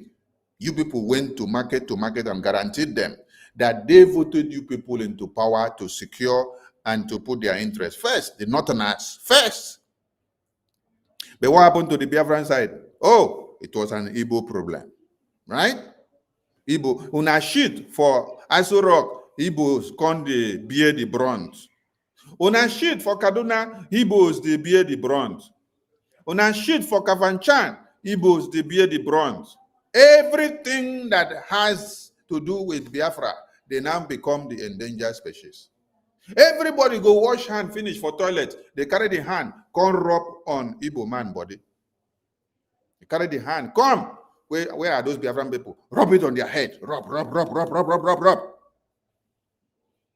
And make I clear something so that some of you will not misunderstand me. It is when they want to kill us. When they want to kill us. When they want to kill us. That is when you hear that the Biafran people are Igbos. But when they want to come and take our resources, when they want to use divide and rule and divide and conquer, when they want to come and take what they know will benefit them, oh, as at that time, they will not tell you that Igala man is Igbo. They will not tell you that Ibibio man is Igbo. They will not address them as Igbo. They will not tell you that Urobo man, Shekiri man is Igbo. No. As at that time, they will come and tell you, you are not Igbo. You are Efik. You are Ibibio. You are Igala. You are Igede. You are Shekiri. They will come and segregate you that time so that they can be able to use that tactics to destroy you. But when it is time to kill us and to give us a bad name and to come and destroy us, they will know how to use the word Igbo, because they know that when we stand as one with unity of purpose, we are able to crush them. Even with this shenanigan that came up till we got into a defensive warfare, which we had to now defend. We defended and then went into attack. Didn't you see that the unity of the Biafran people, which they call all of them Igbos, when the Biafran people all came together from the entire part of the whole eastern region, didn't you see how we were taking down trained military personnel by volunteered army? Volunteered army. Some of you don't actually know the exact numbers of trained professional military personnel that were left of the Biafran extract before the war, that had to come and take side with Ojukwu and Philippe to defend Biafra land. They were very few, very few. Do you know why? Because the stupidity of Iran's unification degree had made the Northerners to line up every Biafran extract in all the barracks. And then they fire them every morning. They fire them to death. They push their body to the pit and pour sand. They push their body. They just line up. They just muster them at the parade ground. And then they say, Igbo, Biafran extraction. They just bring the roll call. They bring the roll call. They call your name. As your name just depict anything. They know now. Before you get enrollment, your state of origin is stated now. So where you come from is there. So they just go and bring that admissions script. They know where you come from. So they just come and call all of you single-handedly. They file you out in a single file to a firing squad. They say, hands down your weapons. You hands down your weapons. Then they take all of you down to one single line. Then when I go line up, they now say, open fire on them. They open fire. So before the cantonment of Ojukwu could be filled of men that would defend Biafra, they have already massacred thousands of well-trained military personnel that were serving under the federal military government of one Nigeria, that were of the Biafran extract. So it's just few that were left that were trained professionally and came back. That is why when you see some photos and videos, you see even our women, young ones and young men, They were doing training and using stick in some videos that you will see. That was when they were doing training. That was when the duty called upon everyone to come out to defend your motherland. Because it was either you defend, you live, or you do what? You run away, they will shoot you from behind, and then you will see die. For you not to be a coward, you better come out and then stand to defend yourself to the last man standing. So if this was what happened, and then a train load of severed heads. When I mean severed heads, I mean heads of people where they don't cut. They cut off the head. Babies, women, children, and men, all of them, they cut off their heads, and then they load these bodies that are of the Biafran extract in a train, and they send them all the way from the north. That train came down to land in Enugu, where General Ojukwu opened the door. As he opened the door, you start seeing severed heads of Biafrans falling off the train. That is the gift presentation that they sent to the Biafran people from the far north. Now, you listen to our eternal leader here tell you that there was nothing like an Igbo coup.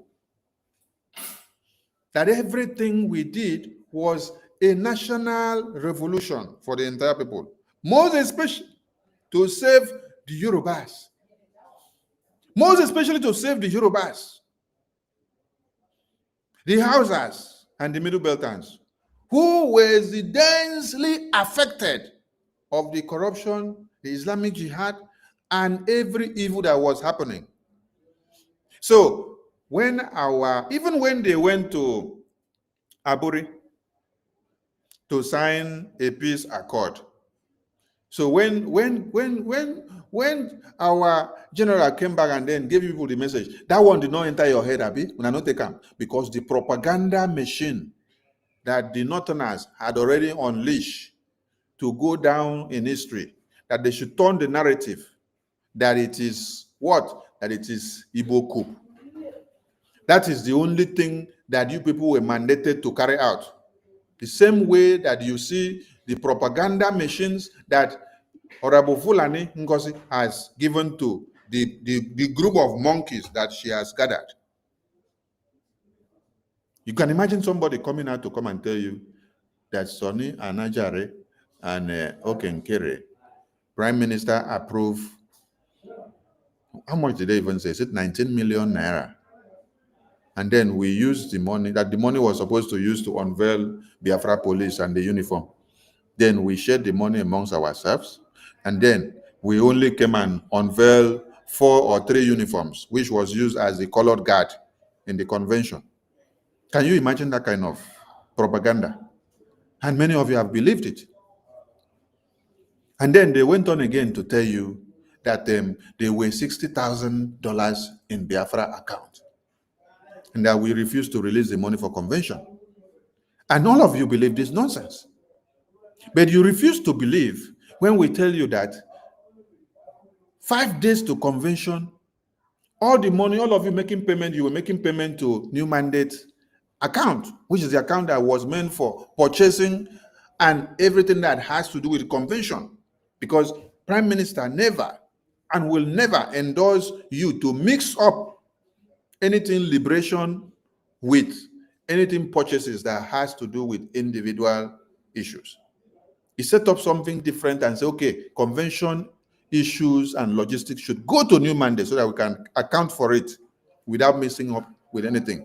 ID card also should go to New Mandate account so that we don't mix it up with the liberation that we do.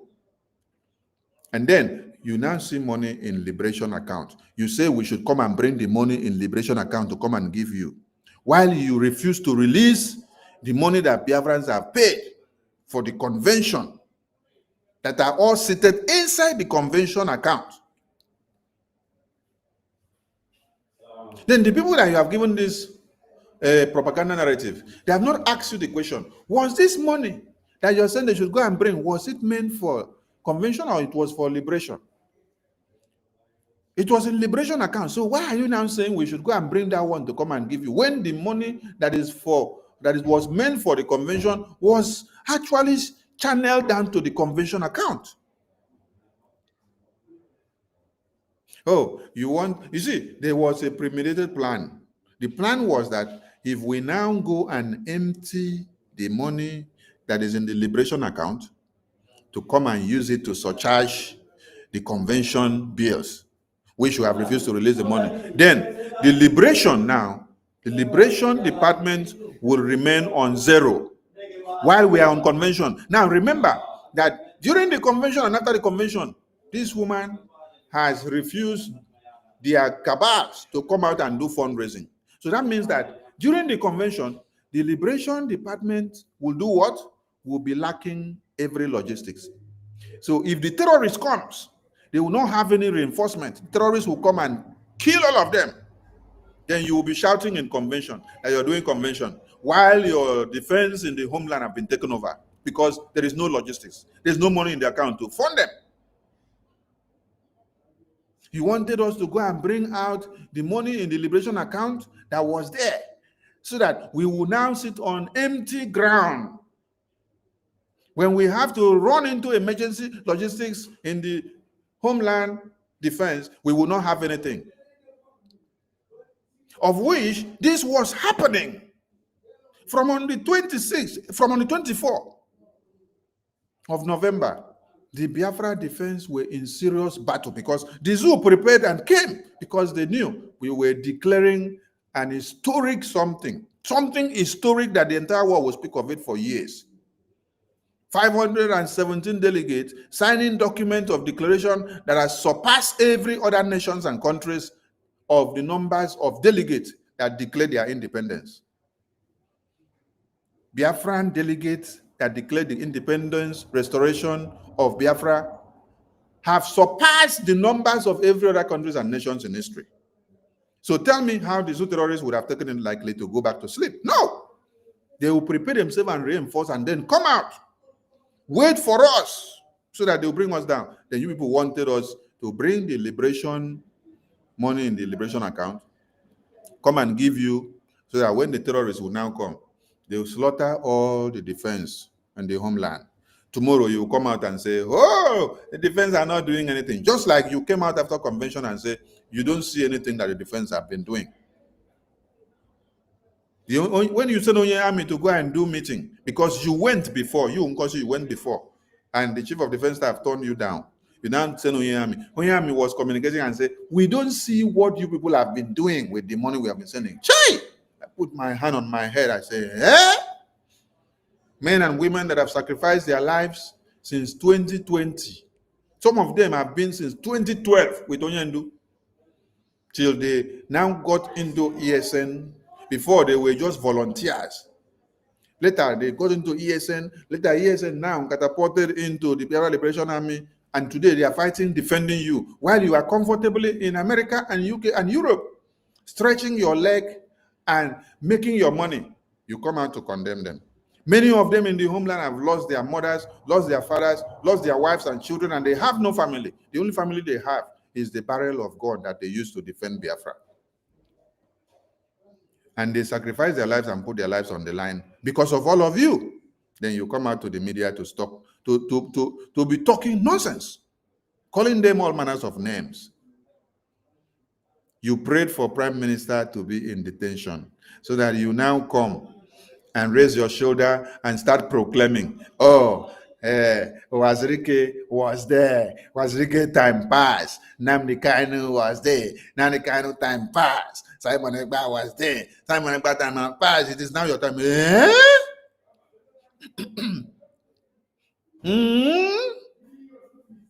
Has it gotten to the point of making such pronouncements? Even when you were talking with Caterpillar was the one even giving you this the code that you should go ahead, fire, destroy. Caterpillar told you, Simon Ekpa's time have passed, it is your own time now. Do it the way you want, destroy.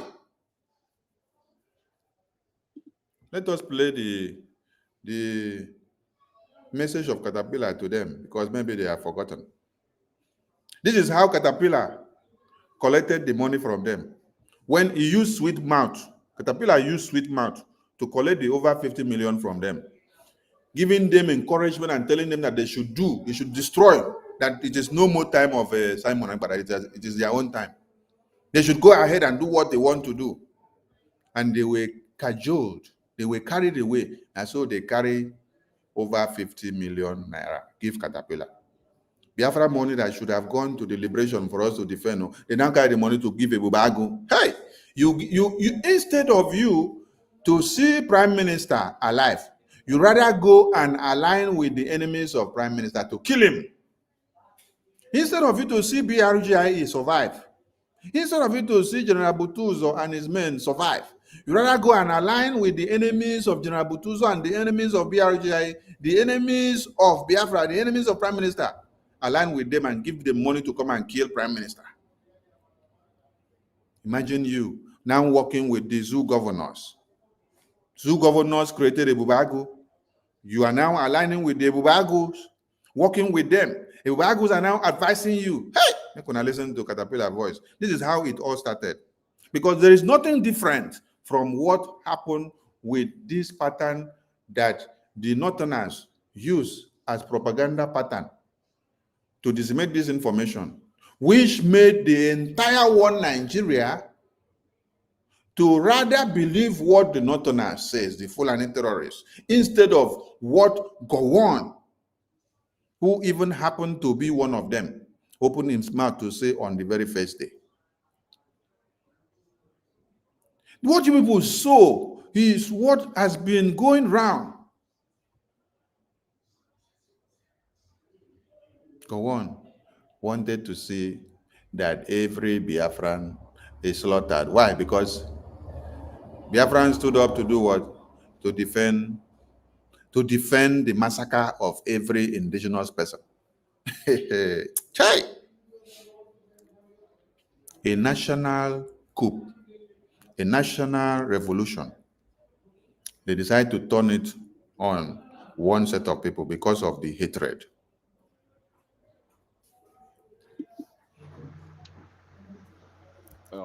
Onion Nanolia, Commander Caterpillar. And there are some certain things we need to understand in this movement. If we make mistake, and we need to correct ourselves very fast. That is a reality. That is a reality. Make mistake, correct yourself, because we are human beings, we are not God. Imagine and the gallows that in any time I want to see one of the struggle, that in area. And I'm working in INS, so I have forgotten that none of them are just a criminal. They're just using us. My even men know every day because of Biafra. That nobody is asking about them. Nobody is asking anything about them. If I know now, Akorojeba, and now Okwa. But all of us are fighting for one thing. Let me tell you. And one day, I ya pushing him, go to Boria. I pushing him, and if I him for his to I'm that kind of person. I don't know why Biafra we follow him, follow her. Follow her bomber to bomber. Because I'm seeing that some people is out of breeding. Okay, what the Biafra? And we're going to Zorala. Zabarute Mahazawabala. I see a pose of the Tala before he's over there. He poses Zabute and there's Zotabala. We pose as all quiet again at Biafra land when they want to be Biafra. Because of one and then you need to lose some people. In the logo. You need to see some people now, but I'm promised to bring peace to them. I have thank God that I have talked to some people. They are seeing reason on me. Let us be together is not a sin. If you don't want to be together, you step aside. The people want to be together, continue. This is a freedom. This is a fight. And this is not a Biafra were ọgụ nne na-agbara nwa. Adịghị ele mmadụ anya n'azụ. So, Ngozi Ohanaeze, you are our sister, and we are your brother. We are the one that fighting this struggle. We are the one GC Arombo. And you want some your people busaraga name enemy. But Haman enemy Gahanem. Please, the mother, I want you to keep it up. Don't look for anybody. Don't listen. Don't be gossip, because also certain things bring spoil. Or unable to problem in this thing. Don't look for anybody. Don't be Ndembo. Even make your own pattern better than Simon says. Nariera, this is when they make her to get swollen head. They told her, you have arrived. Make your pattern better than Simon. Hey! Now Madam begin to shake head. Yes, Simon is gone. I am the one in charge. I have to do it the way I want. Hello, Mer. After all these praises and advice, Caterpillar caught them on their boss. They wire the money. After they wire the money, Caterpillar number no they go again. Over 50 million naira.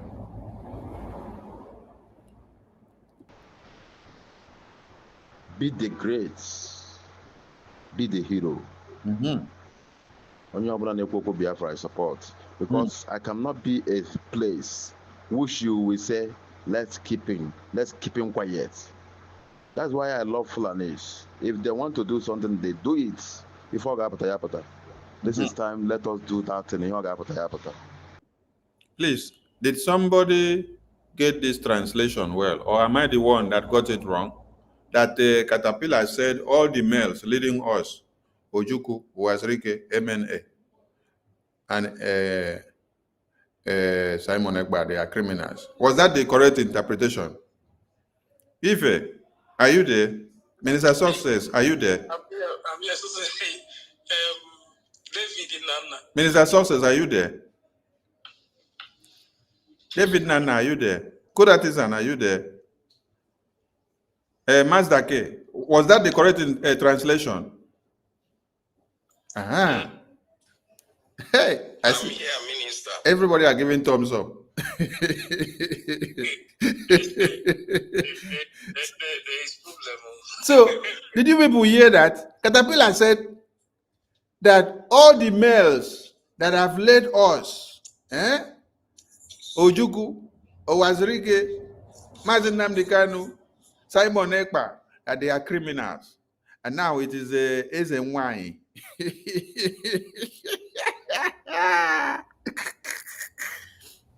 Now it is Ezenwai. They will come to make it better. Hey!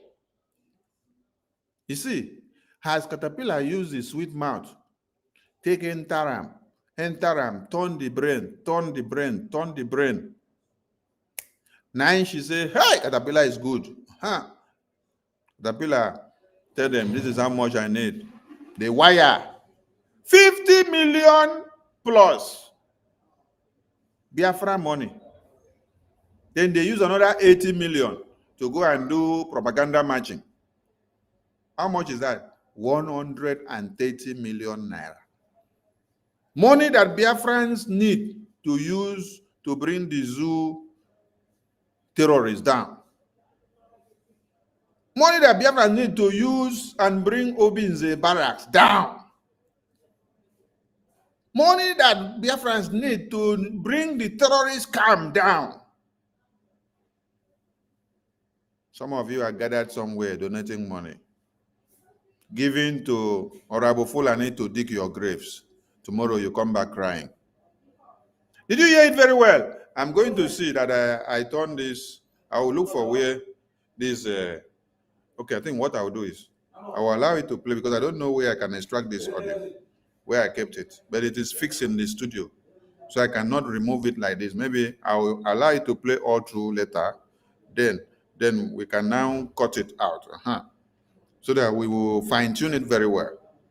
Hey, they say all the males that have led us, Ojuku, so all the sacrifices of Ojuku and all his men who was Rike, hey, which they betrayed, MNK, which they have betrayed and sold him out with a pot of porridge. Prime Minister Simon Ekpa today, they call all of them criminals. You see how it ends up and what it seems like when you decide to go and work with the enemies of the Biafran people. The enemies of Prime Minister Simon Ekpa, the enemies of Ojuku, the enemies of Wazirike, the enemies of MNK will come out to tell you that all these men are criminals. And while telling you that all of them are criminals, you nod your head and then you are happy. And then they tell you it is your turn to be the leader. Wipe out everything. Do your own more than Simon Ekpa. Destroy it all.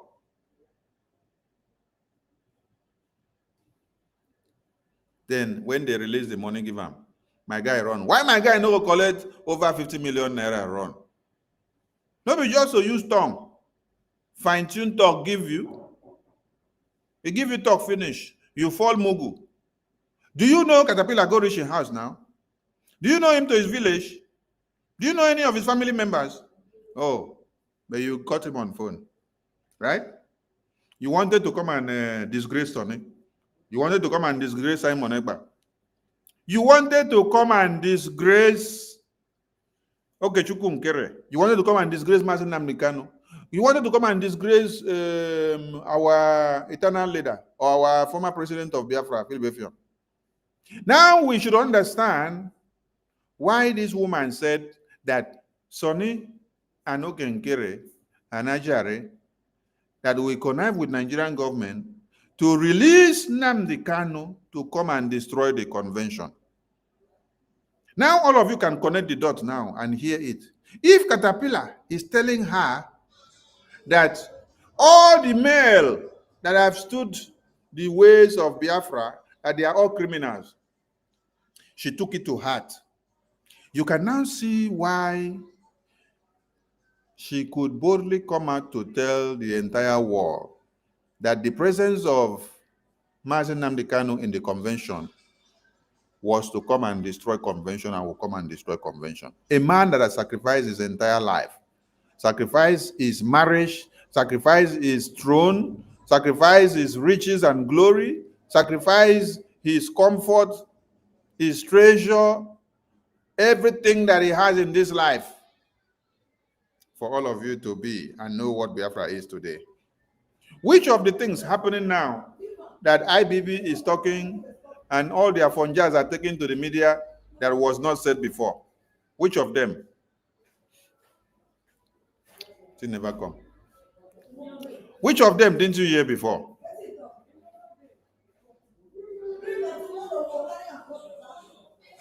Which of them you never hear before from Mazi Nnamdi Kanu? And which of them you never hear before from our eternal leader? They have said it all before. But did you people take it? No, you did not take it. It is the one that IBB will come to say today that you take. It is the one that Gowon will say that you will take. It is the one that Buhari will say that you will take. It is the one that Tinubu will say that you will take. Even the one Commodore Kunle said, you will take that one, but you will not take the one Mazi Nnamdi Kanu said. You will not take the one Prime Minister said. You will not take the one our eternal leader said.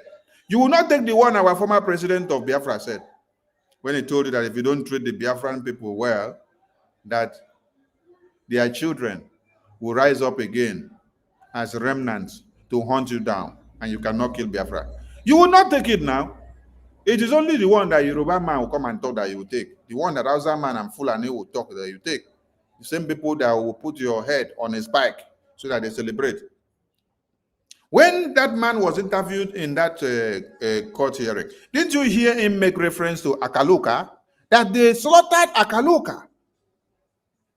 That they slaughtered Gideon Akaluka and then they put his head on the spike. And then they did not even allow him the opportunity to stand trial in court to defend himself of what he was accused of. And no reparations have been done to the family.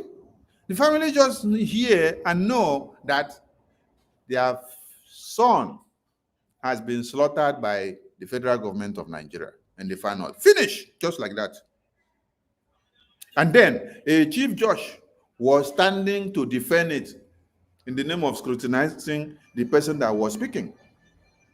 And was telling you, do you know how or what led to Akaluka's death? Do you know that it is Akaluka's death that later filmed the Igbo coup? Hey! Yeah. Make una listen to Caterpillar, the concluding part. Please, as you are a pilot us well. Yeah. Pilot our brothers well. Pilot our sisters. They don't already give pilot to Caterpillar. Brainwash her and give her pilot. And said, pilot us well. What we need is goods and services. So those goods, now the over 50 million naira that they released to Caterpillar. Goods. Caterpillar has done well by collecting that money. Yes. Because when you sell your brother, the buyer will never trust you. You came to sell Simon Ekpa, right? You came to sell the Biafra Liberation Army. The person that bought it from you, can Caterpillar trust you? Caterpillar cannot even trust you. Because he has seen that you are the biggest betrayer. The Judas Iscariot. It's not Carrot, it's Carrot. The Judas Iscariot of our time. That has been with Prime Minister all these years. You took time to know many things that you should know. And then, when he is in detention, you want to make yourself who you are not.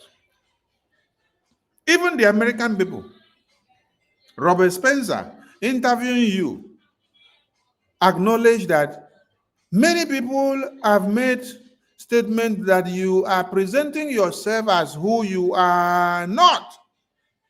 Robert Spencer said, can you please clarify this one first? Because you are being seen as someone that is portraying herself as who she is not. That is all the way in America.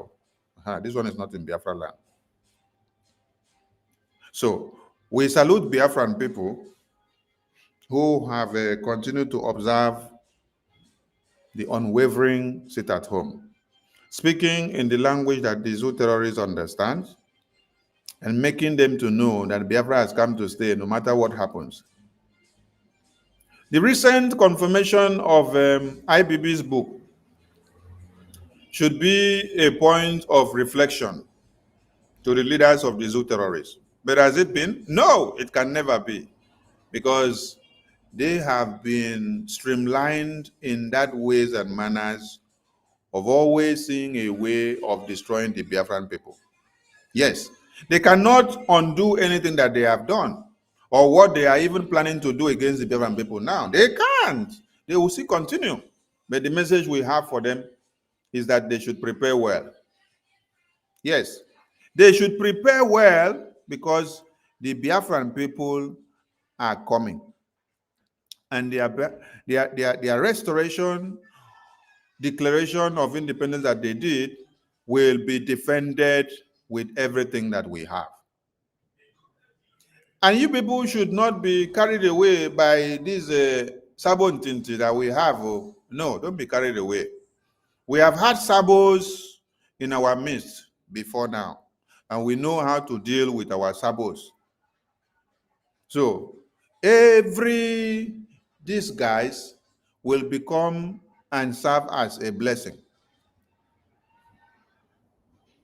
If Prime Minister was not called up for this undue interrogation or detention, all these things that you see that is happening, you will not know who is who.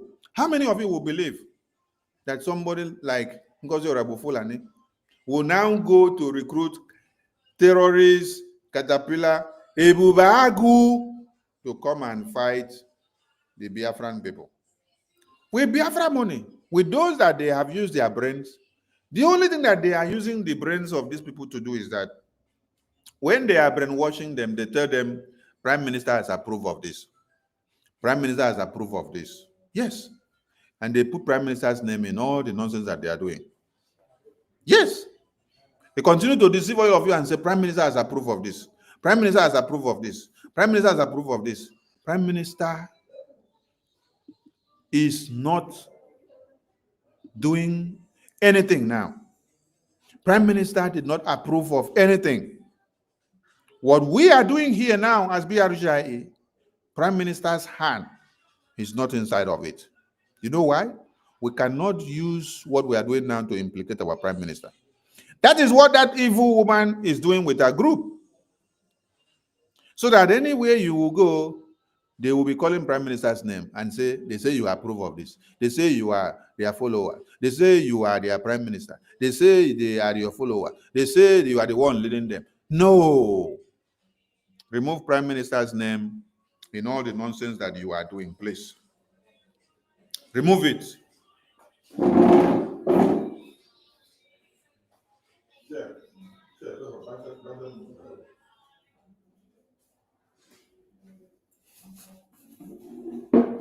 Remove Prime Minister's name in whatever you are doing, because many of you are evil.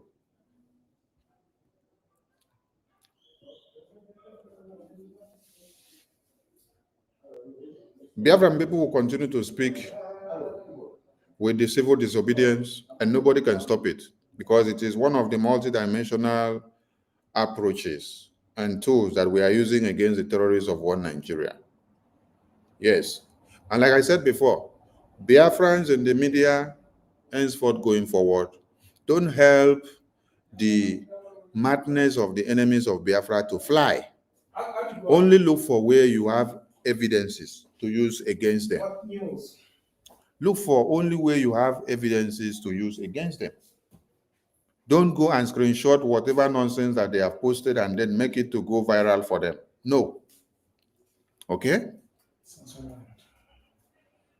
This is the ways and manners you can destroy the enemies of Biafra going forward. Now, IBB madness. IBB madness of confession is not what every Biafran has seen as something new. Because our supreme leader has told us about this. Our eternal leader has told us about this. Our former president of Biafra has told us about this. General Obosi and many of them have told us about this. Many of the gallant men and women that fought to defend Biafra, they have told us about this before now. So, those that are just hearing it for the first time, we are giving people the privilege to enjoy it now. If you are now ready to believe and take whatever IBB is saying, because it is IBB that is saying it now. We have been saying it all along, so it's nothing new. But where we are going to have problem is to hear some criminal element coming out to tell you that they want to collect 100 trillion naira blood money on the names of the Biafrans that were slaughtered. Biafran people will hunt you to the last place that you will be found. I'm telling you today. Biafran people will hunt you to the last place that you will be found. If you think that this is placing bounty on the head of prime minister so that they will hang his head on a spike with $650 million. You people are joking. If you think that this is the fine-tuning and the alignment of every preparations of the kidnap of Mazi Nnamdi Kanu with the zoo terrorists in far north and the UK government, if you think that this is the same thing, you have made a very big mistake. If you think that this is the sabotage of Wazirike when he sacrificed all he had to make Biafra a living news, and all of them started being sabotaged from the list of his men to the one you could ever think of. They got sabotaged by you people in Anambra. You sabotage all of them. And then later you brought the last man standing to Wazirike inside detention. A man in chains. You brought his last man standing, and then you showed to him, you said, this one has yielded. This is the last man standing. What will you do? If you think that you can erase the blood of Biafrans with mere ink on a paper of signatures and with exchange of figures of different denominations of Naira, Biafran people will hunt you down to the last man standing. It is not a threat, it is a reality. You cannot use ink written on paper to erase the blood of thousands of Biafrans. You cannot use what you will write as figures and call it money to erase the blood of Biafrans that were slaughtered. You hear that somebody come and say, oh, it was not an Igbo coup. Is this the first time you're hearing it? Or when Mazi Nnamdi Kanu said he did not take him serious? When Ojukwu said he did not take him serious? When Philbefion said he did not take him serious? When Obosi said he did not take him serious? Even when Nnamdi Azikiwe said he did not take him serious. But because opportunity has availed itself for you to enrich yourself. Because the zoo terrorists will massacre your people. You don't do anything about it. All you need is give us money. We will pocket the Biafran children. We will pocket the Biafran young men and women. Just give us money. It has ever been black and yellow and white and brown envelopes. You collect, you collect, you collect. When I remember, I said the times have changed. There are new sheriffs in town. Yes, the times have changed. There are new sheriffs in town. This one is not, there is new sheriff. No. You see, when people used to see Prime Minister, only him talk. And then you people saw that it was one sheriff in town. This time, there are new sheriffs in town. New sheriffs in town. And there are many. These sheriffs are many, not one, not two. So, if you think that you can erase the blood of Biafrans with mere ink and with just money that you collect, well, now don't make very big mistake. No idiot born of a woman or even born of a monkey is allowed to collect any money from Zoo Nigeria in the name of compensation for Biafrans that were massacred. Because he's only an idiot. He's only an idiot that will see. He's only an idiot that will see that their children and women and men are slaughtered. And then instead of you to go and look for how to salvage their lives, you'll be going to look for a pot of porridge of yam to eat. That means you are an idiot.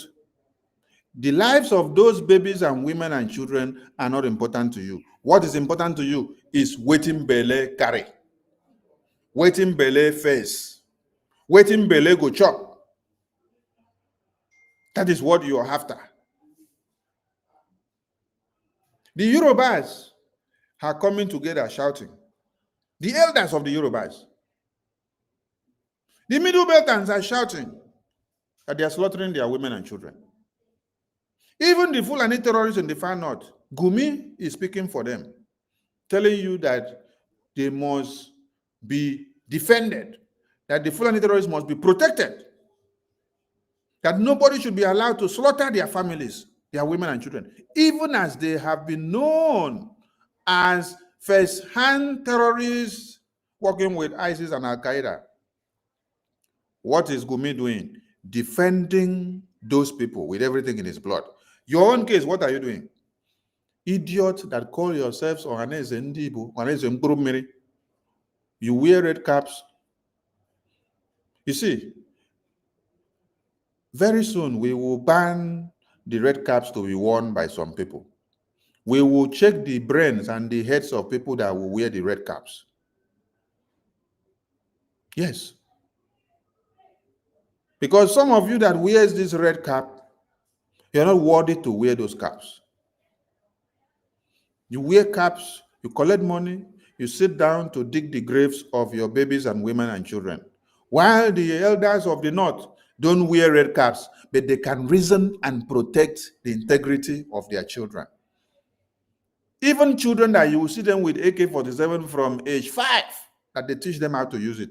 They teach them how to use grenade, and they will even tell them, who are you supposed to use this grenade and this weapon on? They say the infidels.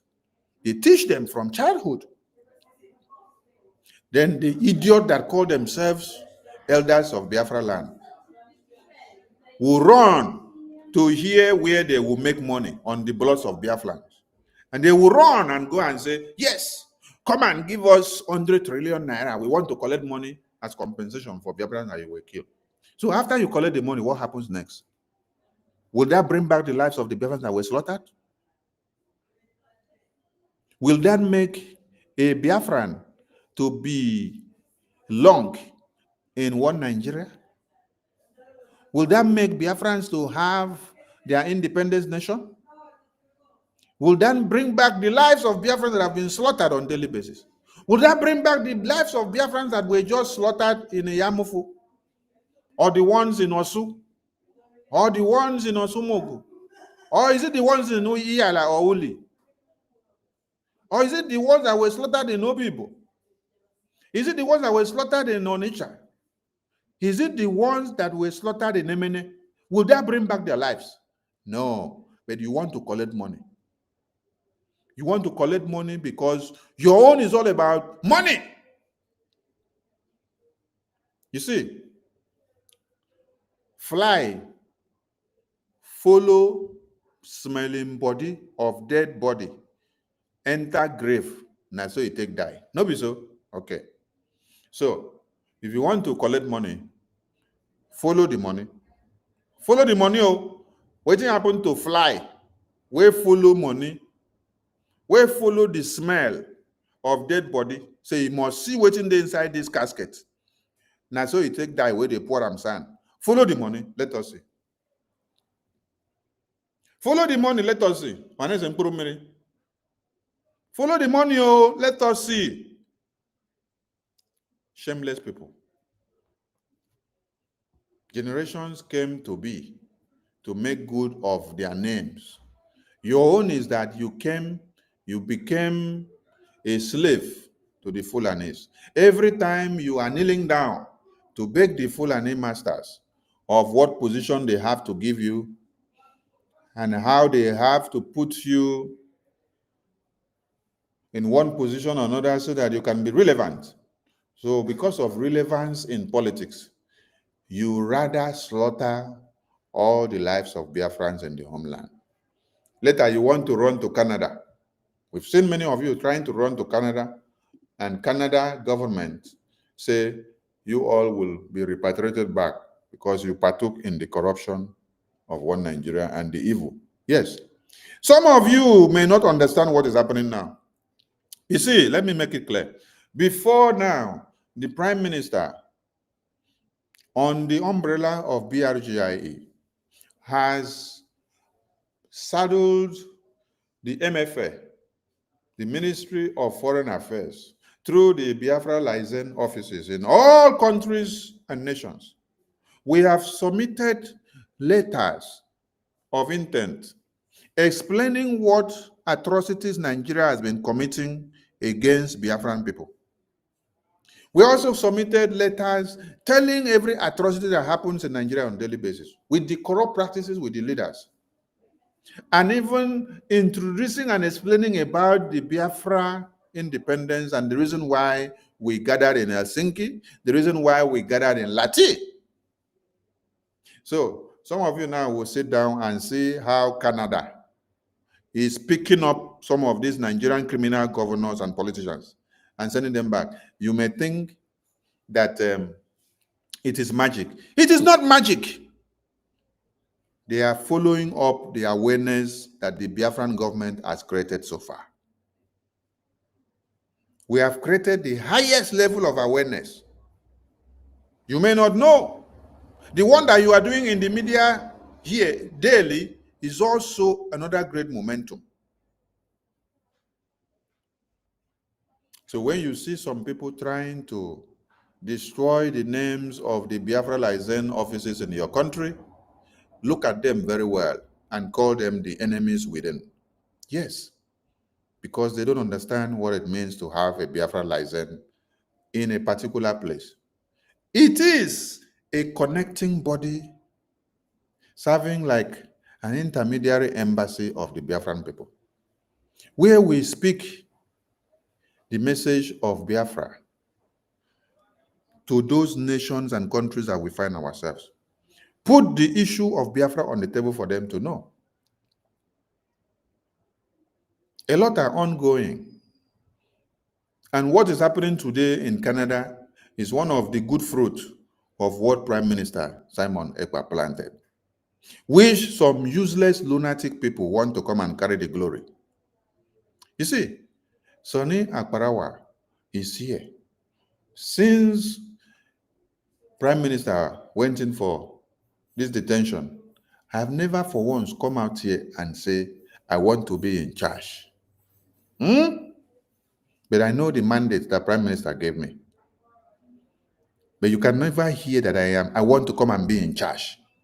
No, I cannot come and try to make myself who I am not supposed to make myself. No, there is a man that sacrificed and is still sacrificing.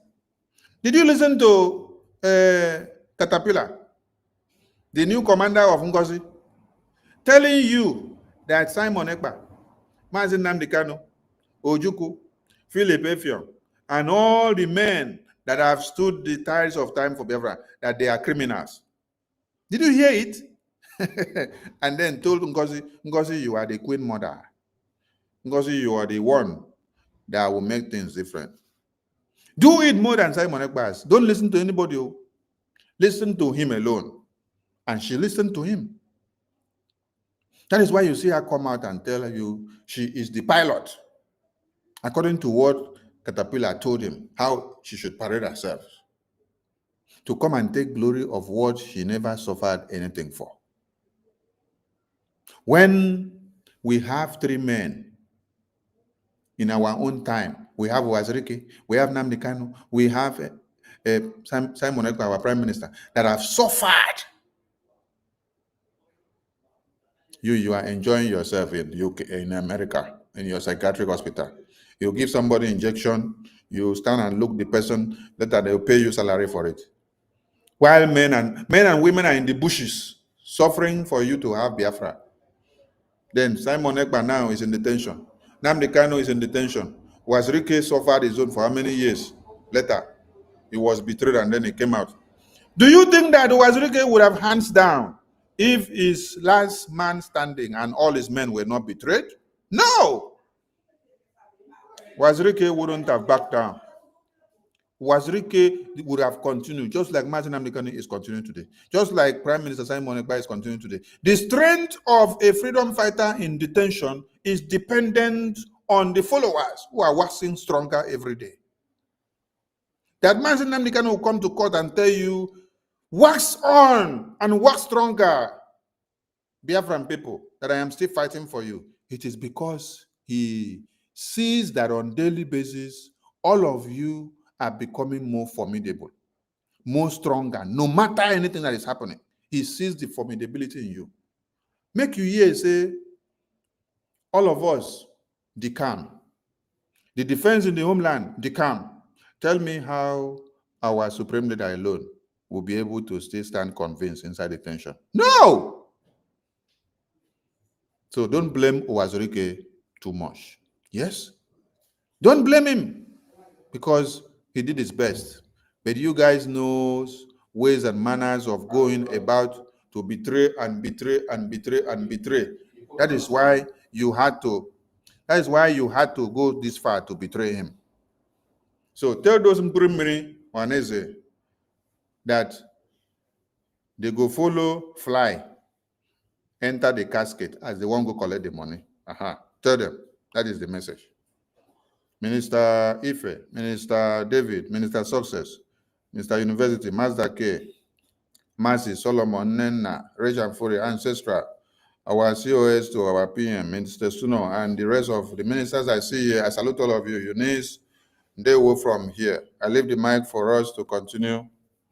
I will be here in case clarifications of one or two. They will. Yeah, thank you very much. That's some information. So let me move the mic now to David. Are you there? Mr. Success.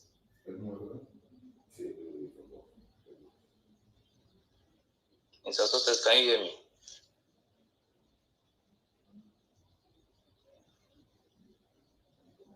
Okay. University. University, are you there? What is going on now? Can anybody hear me?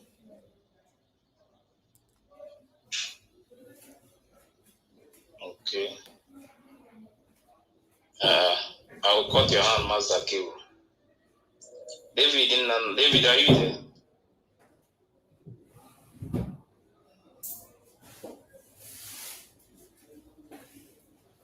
Okay. Master K, what do you want? Okay, let me give a mass.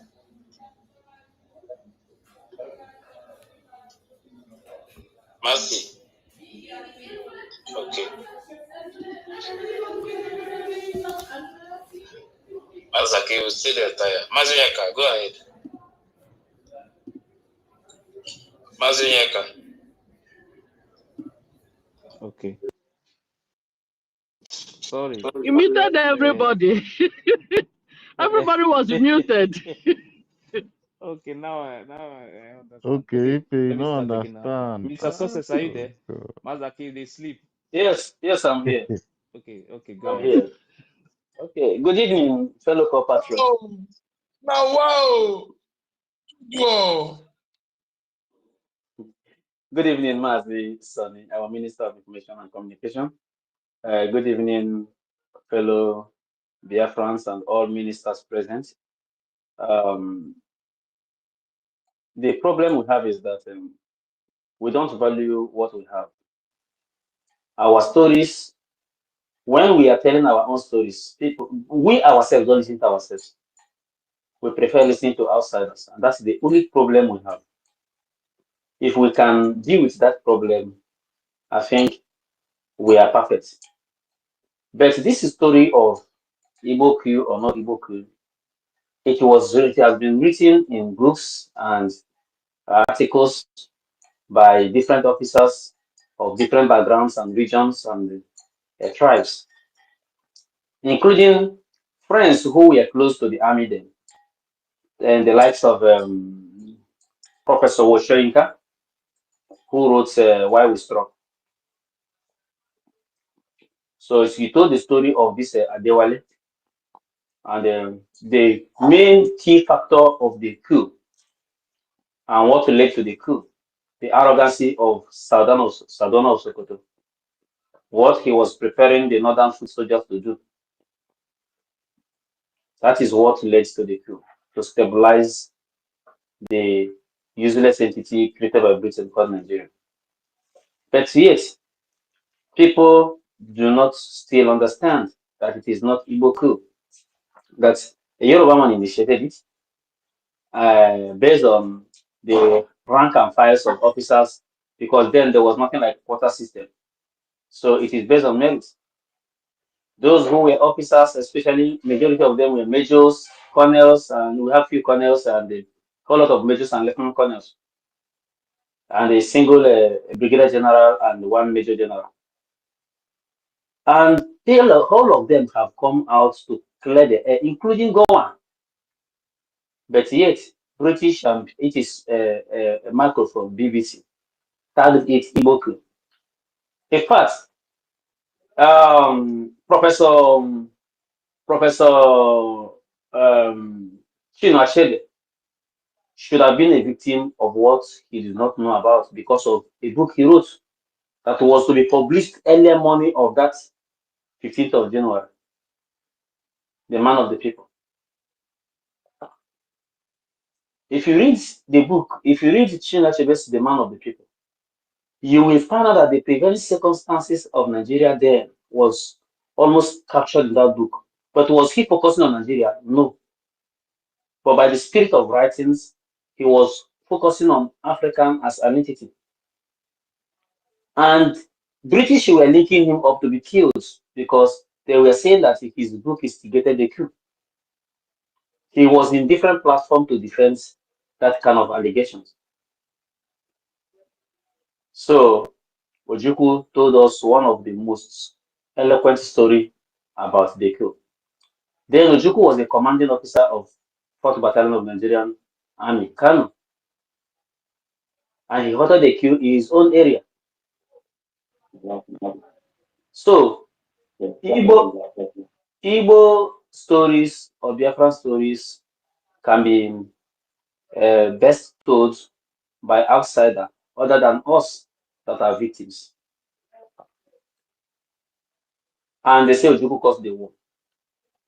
But you brought your soldiers to attack. Ojukwu did not attack Benue.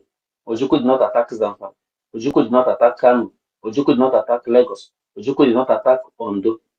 You brought your soldiers all the way to come and attack him. And they changed the narrative that Ojukwu caused the war. Ojukwu caused the war. For 50 years, still counting, the story we are trending and trending.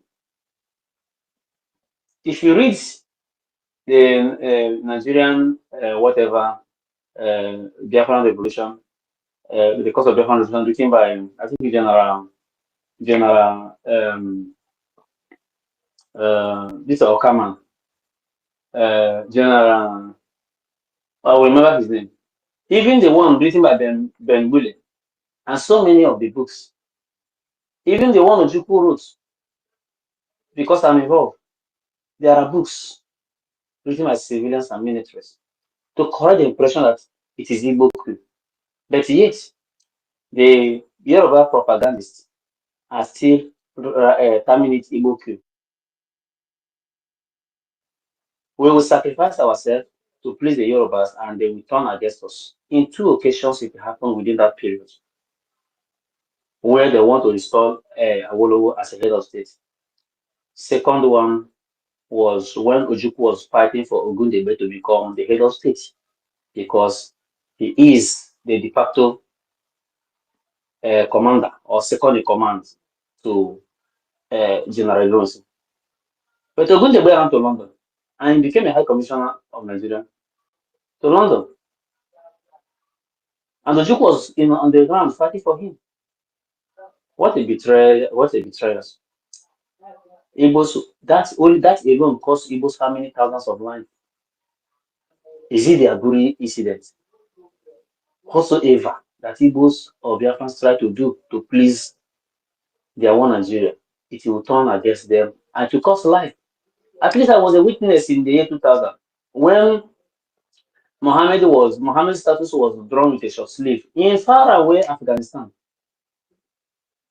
and they killed Igbos in Kaduna and Kano.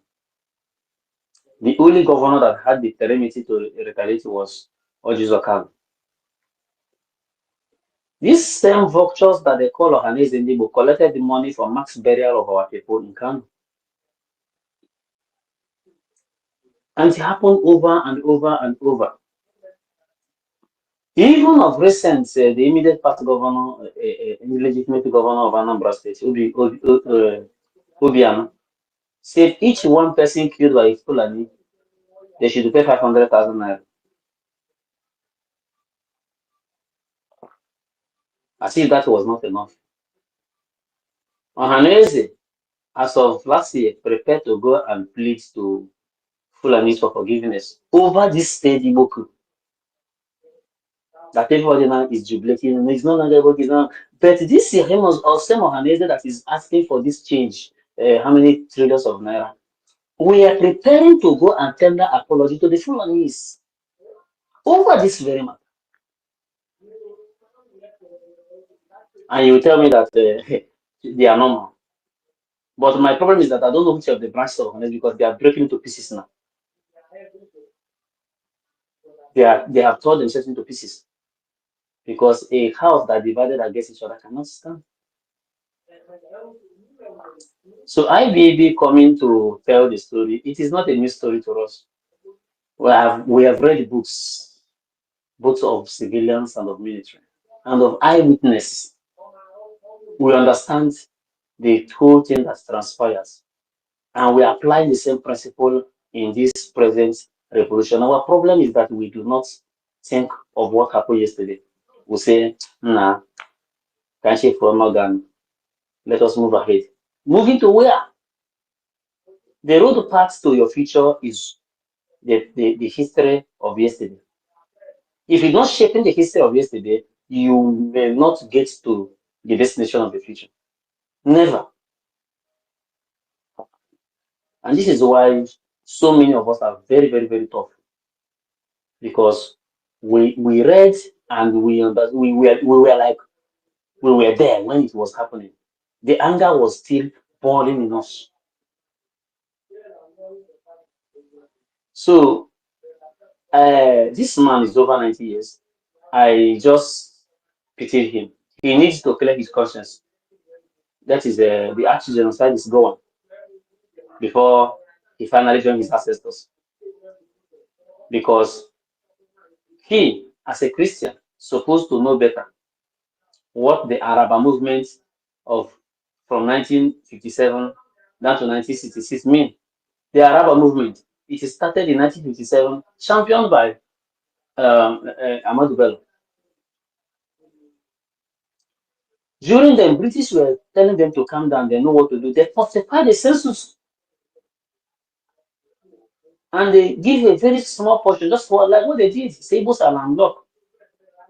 And when you look at Anambra State, where we have the River Niger, there's the one they call River Niger. There are many rivers in Anambra.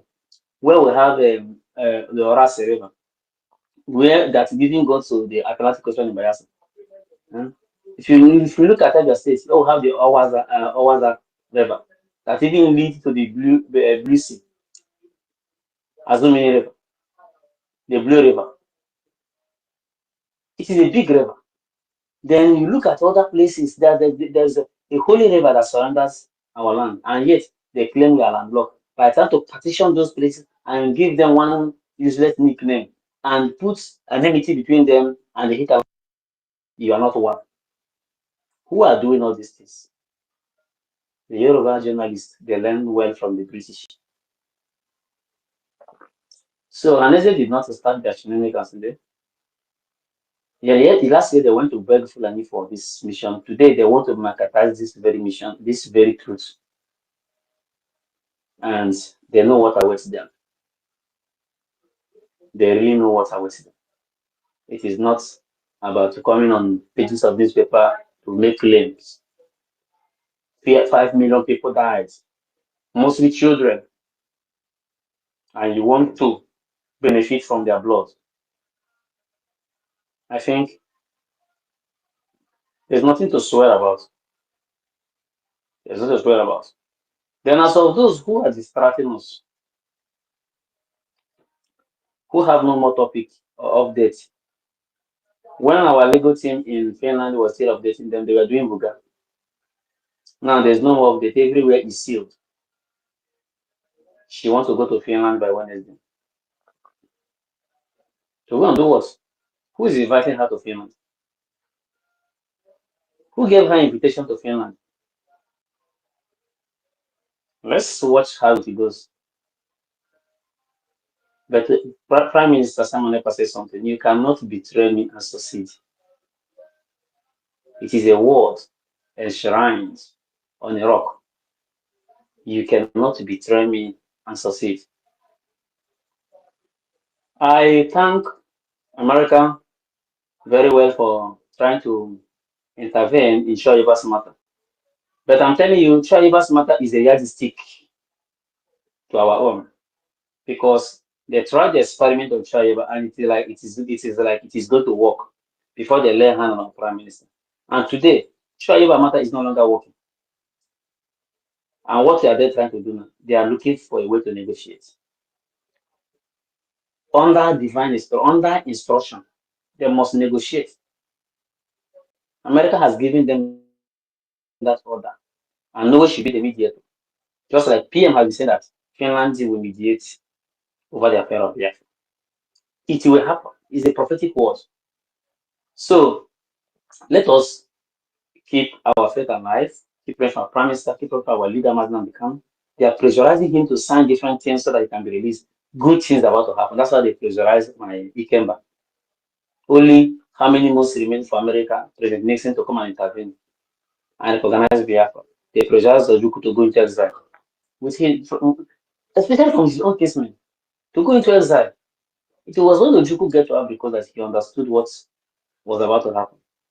And I'm telling you, the dimension that our Prime Minister is taking on this mission has never been taken before. This shows that we are going to succeed. So, whatever you be Caterpillar or whatever you are, those who came to make money, I think Caterpillar has made 50 million naira is not a small money. He caught them by the beer and ran away. We are not regretting this, our money, and we cannot regret it.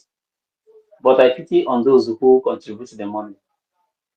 And some fools are still contributing. Continue contributing to them. All we know is that nobody can destroy the BDF. Not today, not tomorrow, not ever. BDF will live to defend the holy lands of God. So, all departments, please put your hands together, monitor the women's movement in Finland, especially our people in Finland. She's coming to Finland by Wednesday. Unless if she will hear the update of our 8 p.m. and cancel the movement. But everything has been arranged for she to travel to Finland secretly. What is she going to do in Finland? That is the question. What is she going to do? Who is inviting her? Is PM inviting her? And of course not. Is the legal team she called criminal, especially our attorney Mariam, that she called us out of name and all her eras. We on her. Is she the one that is inviting her? So the business that they did not conclude, I think they are going to conclude it. It is dead on arrival. It is dead on arrival. One victory is that PM cannot be extradited. That is number one. Number two victory is that he is going to be released, whether they like it or not. They will free him. Number four, which is the final, or number three, which is the final, is that the recognition of Biafra will start from the USA. Will start from the US. And then that is the final victory. Including our leader and all detainees will be released. So keep eye on the ball, according to our Prime Minister. All eyes on the rising sun. Chukwuka Kikabema is about to do something. Don't get tired. Keep preaching and preaching. BDF will leave. The Briggy will leave. Brigi is our vehicle to the destination of the United States of Biafra. The United States of Biafra is the destination. Brigi is the vehicle.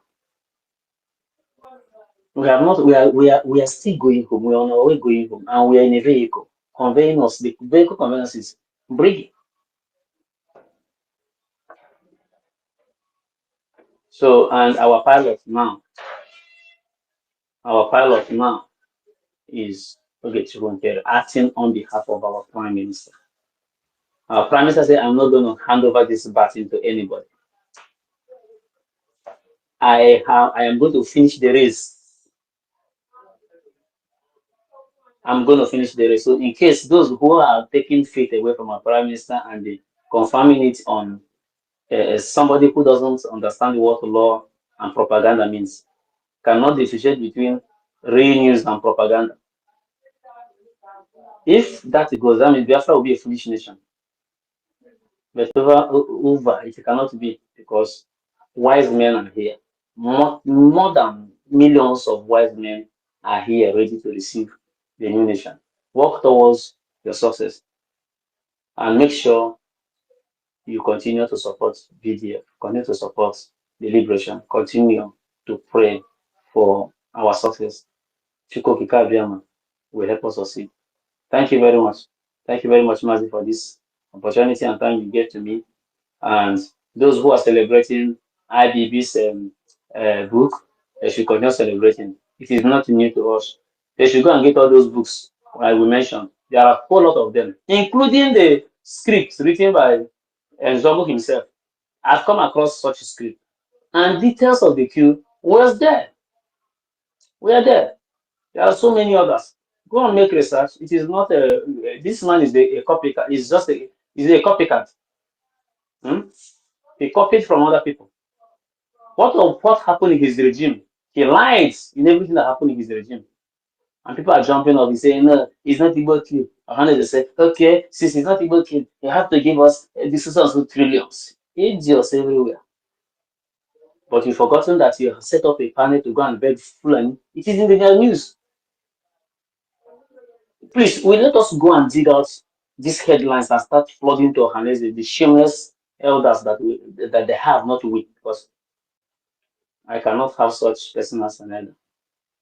They say, respected. A foolish boy can grow up to become an elder. That is who they are. They were foolish when they were in their youth, and they have grown up now to become an elder, and they say, respect an elder. I don't have respect for such folks. They're idiots. They cannot stick to their words. They are businessmen. They are buying the dead body of our people. It doesn't matter if the one once there is money, you don't have problem. You can kill as many as you want to kill. We are comfortable. We can send our children to UK. Very soon, all of their children and family will be deported. All will be deported, and they will face the wrath of their village. If they tell a Koreman that he will be in prison until this time, will he agree? And he was even imprisoned by a corrupt British government. It is not now that we have a saint who in America that is looking into every corner, that all of them are going to escape it. Never. Trump and Elon Musk and the Mark Rubin can never allow them to escape this. So here I am for my submission. Thank you, madam. Good evening. Yeah, thank you very much, Success. Thank you for that. University, are you there? University, are you there? Dave, I am here watching again. who? Yeah, go. Mazi, can I ask a question? Because, No, please, my data is running down. nobody should unmute again. No. Nobody. Well, I don't like this kind of unmuting your mic without calling your name. Please, everybody, calm down. University, are you there? But your voice is very low. Can you hear me? Yes, it's okay now. Please wait first. Let Mercy go. After Mercy, then you go next. Yes, Mercy, go ahead. Thank you. The question I want to ask, how are we sure this woman is not in Finland already? That's all I want to ask. My battery is running down. Please, thank you. I know 8 Mr. p.m. to. I wish her she's not there already. Had to stop her immediately. So that woman is evil. If she could be there for 2 weeks and PM didn't know, and now she's planning to go in 2 days' time. Thank you. Okay. Anyway, she's saying that she wants to go. What else is she going to Rage, provide? Rage, stop this Everything. thing now. Rage, stop this thing first.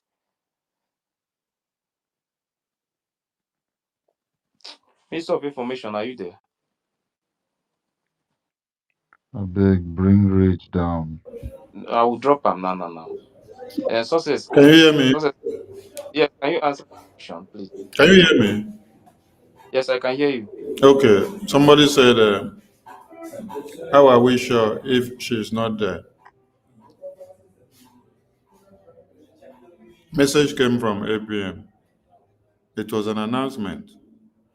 It was not for us to ask if she is not there already or not. When intel is dropped, you use it to work. You don't stay on air and then start asking what you have to do. I leave it there. Yeah, thank you very much, Minister of Information. Okay, University, go ahead. Thank you so very much, and the Minister of Information. University, your voice is not coming Yeah, out. can you hear me? Yes, it's okay now. Good. I've told our people to that any information that is not coming from the Biafra Republic Government in Exile Ministry of Information, you don't take it so very serious, except if that message has been diluted by Biafrans who have done their research from capable source, reliable source. You don't take those information serious, and the way we are so I understand everybody is skeptical about the situation of Prime Minister, but we must do what the Prime Minister wants us to do. You understand? So um, earlier we discussed about this, and Biafran should we know what to do to get Biafra. We should stay focused on that, and I think that is what I wanted to say to that also. And I want to thank Success the way he was. Explaining and talking about our heroes who have made sacrifice to this freedom that we are looking for. I mean, we are very lucky generation, and we have this privilege to serve our land. This is the reason why we were born to do this, and we must know that a lot of things are going to happen. This small one that just happened, and things are like this. What if something bigger happened? So we should know that we are living our life, the life of freedom, and fighting this battle. We are going to win. It is our turn to make something happen, make our people celebrate, and we have to give it all. We are not going to make mistake, and if not that APM is requiring all Biafrans to fall back according to instruction. If not, we should not even talk so much about these people, because results are coming out, and with the result that the Biafran Republic government in exile will produce is going to change the whole story. And people are even coming back. A lot of people are beginning to decamp from those unreal things that Madame Baobab they are trying to do. You know, and as regards to the security of our land, and our information minister lamented about sabotage. People collect money, and out of that, you see, when people are out of desperation, you make mistakes. If your decisions are flooded, you are going to run into a very serious danger, to the extent that you start, giving criminals money to kill your people. That's the highest crime and the highest sabotage that can never be committed. We have seen everything in this struggle. We've seen so much, you know. Now we see people who gather Biafrans, collect millions of a gemma from them, and give it to Caterpillar. Don't know, give it to a Bubago to harm your people. There is no sabotage, there is no sin that you will commit against yourself. If you are able to commit sin against yourself to the extent that there are loss of life, waste of resources, and even being duped in the process, this is the biggest shame that will ever happen to any individual in a system like this. So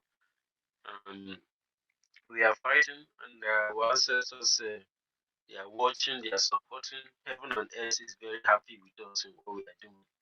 Yeah, but there are human demons who do not believe in freedom, especially if such group of people happens to benefit from you being oppressed and incapacitated.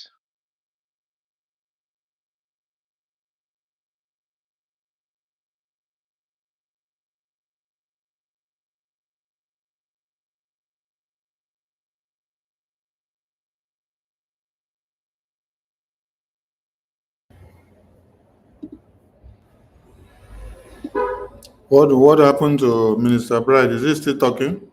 I can't hear him anymore. Can anyone hear him?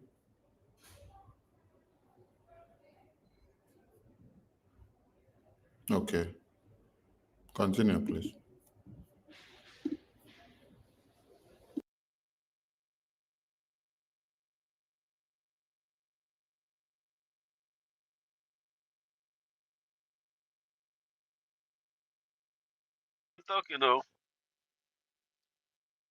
Pay serious attention until Nnamdi Kano begin his work. You know, I think if the Minister of Information is not hearing me, I have to. Okay, okay, Diokpa, thanks so very much. You know, our place when people other places people are beginning to understand the reasons for peace and unity. They are very very well organized, but in our place, people collect money. People collect money to betray their own future, and they are suffering. They are complaining. Even somebody who complained the most will still be the exact person that will even not think about anything when they give him money. But the Biafran gatekeepers will keep the gate of Biafran people safe. And if anybody try to pass, they don't have any space to pass. And I thank God that we have a very formidable Ministry of Information. That is, this ministry has its own police. You know, it has its own internal security as a very large network for the liberation of our people. So I appreciate us. I continue to advise us to do what we are doing. The resources that we are giving to the defense of our land will never be in vain. We have invested so much into this system that we cannot allow anybody to just come and make something and say it deserves itself. Such thing does not exist. It is too bigger and too very complex than whatever anybody from any group is trying that he can just make. There is a unity of purpose in this system that is very strong. So you cannot be able to break anything. Our people are suffering and dying, and to alleviate that and pull out the terrorists out of our land is our mission. It is a duty as this responsibility falls upon every single Biafrans that are privileged among the chosen ones. Thank you so very much, everybody. And if I hit my mic here, thank you so much. I hope I was heard because I'm using my smartwatch to receive this advocacy. Yeah, thank you very much, University. Uh, Ancestral.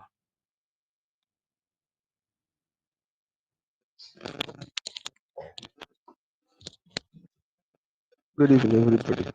Good morning, good afternoon. Spending our time is well. Am I coming out? Am I coming out? Yes. Okay. So now I want to say something based on what our information minister said, based on this Ancestral. Ohanaeze Ndigbo. Hello? Ancestral. Yes? Yes, noise is coming out from your side. Are you using it?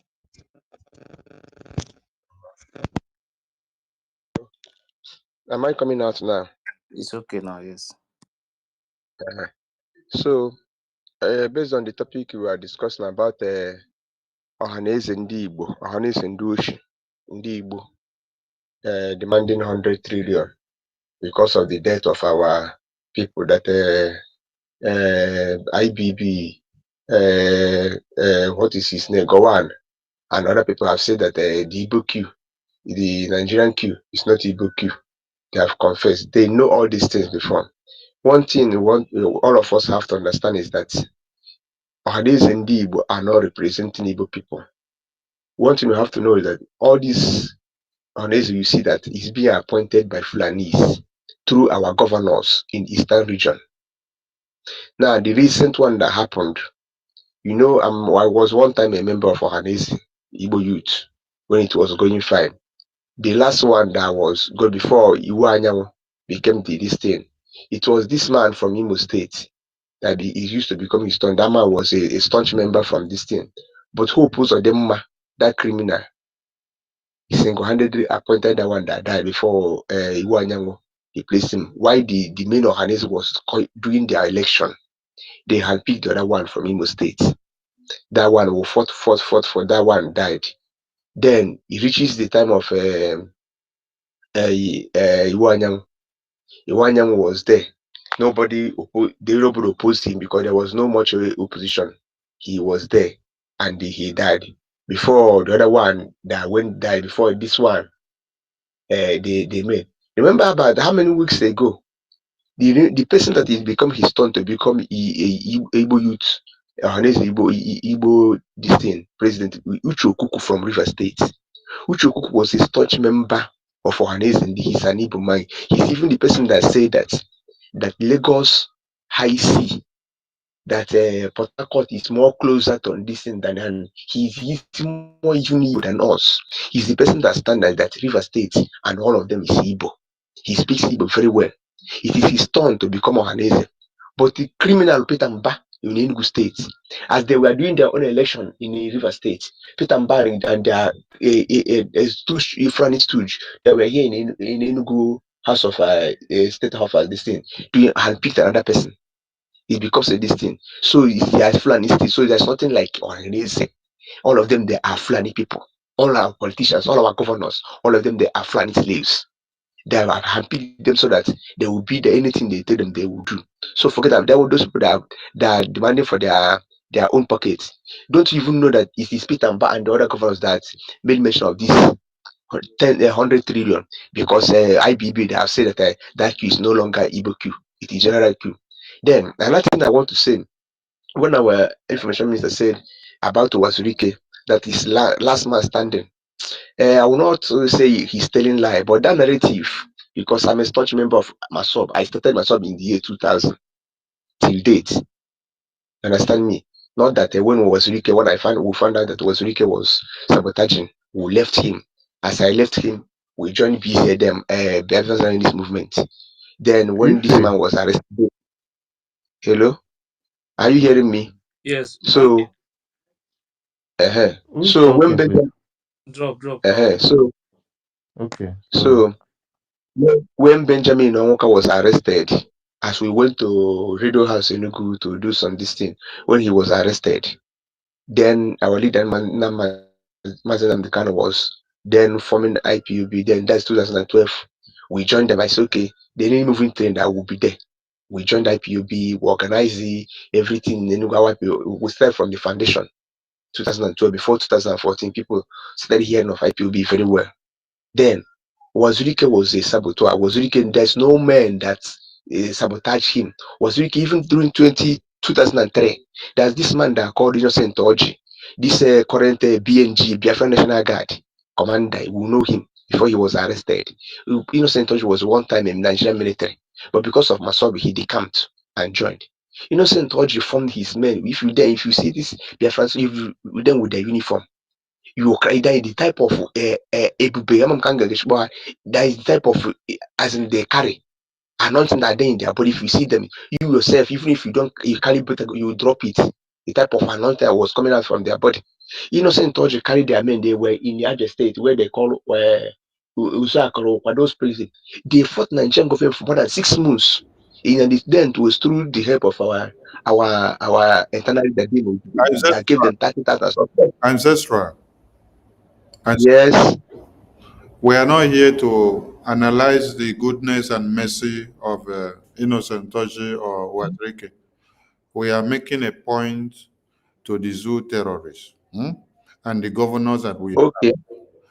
Listen, so that you will know how to go with a particular topic and when you are analyzing it.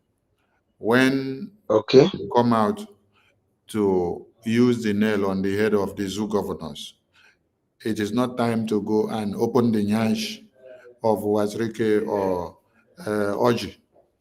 Well, we know that Wazirike has his flaws.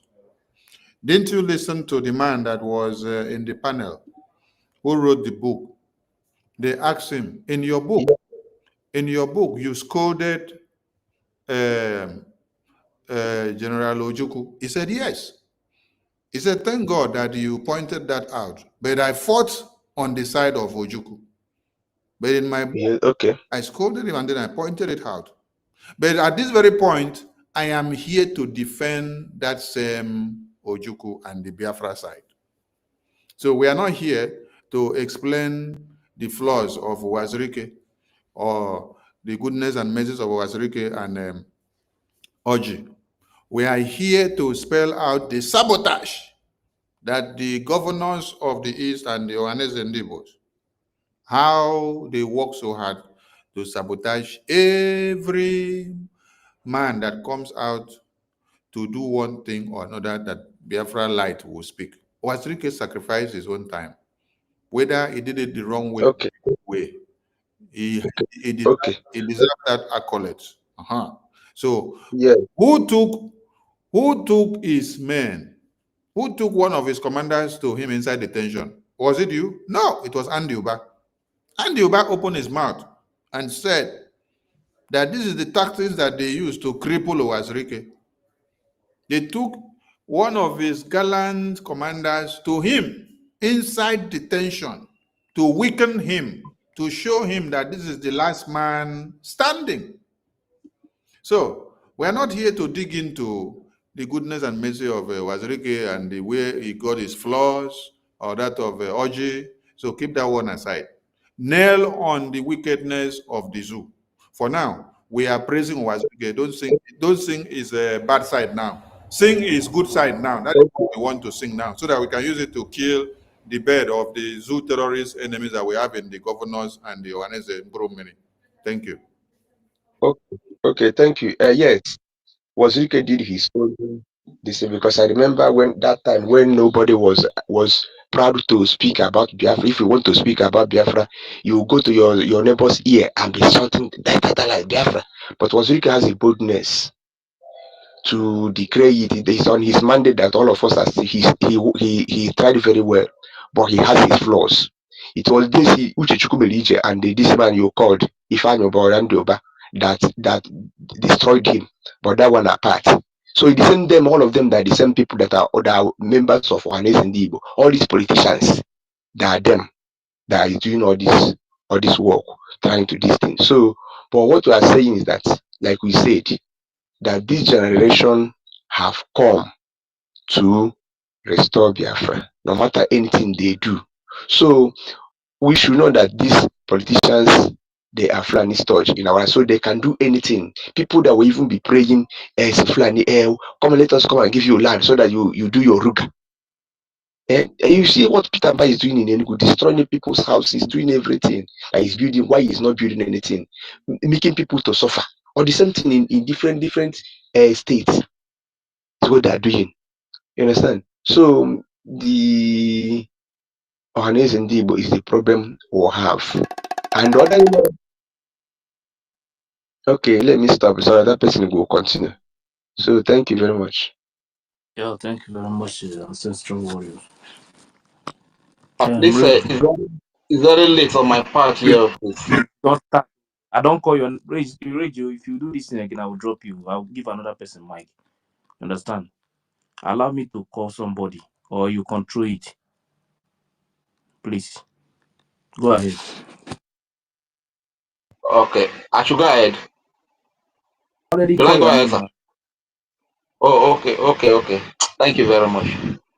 Please, don't be offended. It's very late in my side. Greetings to you, great dear fans all over the world. I greet you, my honorable Minister of Information, and our Minister Success. I don't know if he has left. Thank you very much, sir, for your time. To every great dear fan that is present here, especially our mothers and our sisters. Is any one of them here? I greet you all. Special greeting to my Prime Minister, His Excellency Simon Ekpa, and to my great leader Mazin Nadekano, as well as our beloved acting Prime Minister, His Excellency Ikere, who is acting on behalf of our Prime Minister today. A special greeting to the entire Biafra Liberation Army, the Biafra Defense Forces, all the personnel from the greatest to the least, from the Chief of Defense Staff, Triple Star General Igwe Butuzo, Chief of Naval Staff, David Black, to all the great commanders, Holy Ghost, Gentle, Liquid Metal, UTC and UTC, you know. I really greet you all for protecting the children and the women of Biafra, for protecting the old fathers and mothers of Biafra, the youth of Biafra. That is what you have always been doing. Thank you very much for your endless sacrifice. We appreciate it. I'm talking about the topic here, you know, it's this is why, you know, sometimes it really breaks my heart to see that elders that are supposed to be filled with wisdom are the ones that display a lot of foolishness and stupidity today. You understand? So just imagine Ohanaeze saying they should be giving some millions of naira. So with those millions of naira, are they able to replace the lives, millions of lives of Biafrans that we have lost? Look at the way elders are reasoning, because to them it's just all about money, money, and money. Give the elders of Biafra from Pandefu, IDU, Isoko Development Urban Progressive Union, UPU. Give all of the money. Once you give all of the money, you know, they will sell the youth, sell their children. This is what they stand for. Okay, money, and these are people that call themselves elders. It's quite unfortunate. Look at now. These are stories that we'll be hearing from even our leader Mazin Adekano has spoken about this so-called Igbo coup. They always call. Explain everything. And like our Minister Success explained. A lot of books, a lot of our people have spoken these things time and times again. You understand? Just that when the truth is spoken by our people, we don't take our own seriously, like Minister Success said. You understand? And that is very quite unfortunate. That is very quite unfortunate. That when an outsider say it, this is when we take it seriously. We'll see it as truth. You get it? And because of this hatred they have for us, they keep subjugating us. They relegated us to in fact, to the lowest of the low. You understand? Marginalization everywhere. You see? Killing everywhere. Our lives does not mean anything to them. Every now and then, they destroy our people's property, our people's job. That is very, sometimes it really pains me a lot when you see some of our people, they have the money, you have the money, and you cannot even put your money into the freedom of your people, into the liberation of your people. When Unadi is killed, you are killed. When Ogenero is killed, you are killed. When a Kaite is killed, you are killed.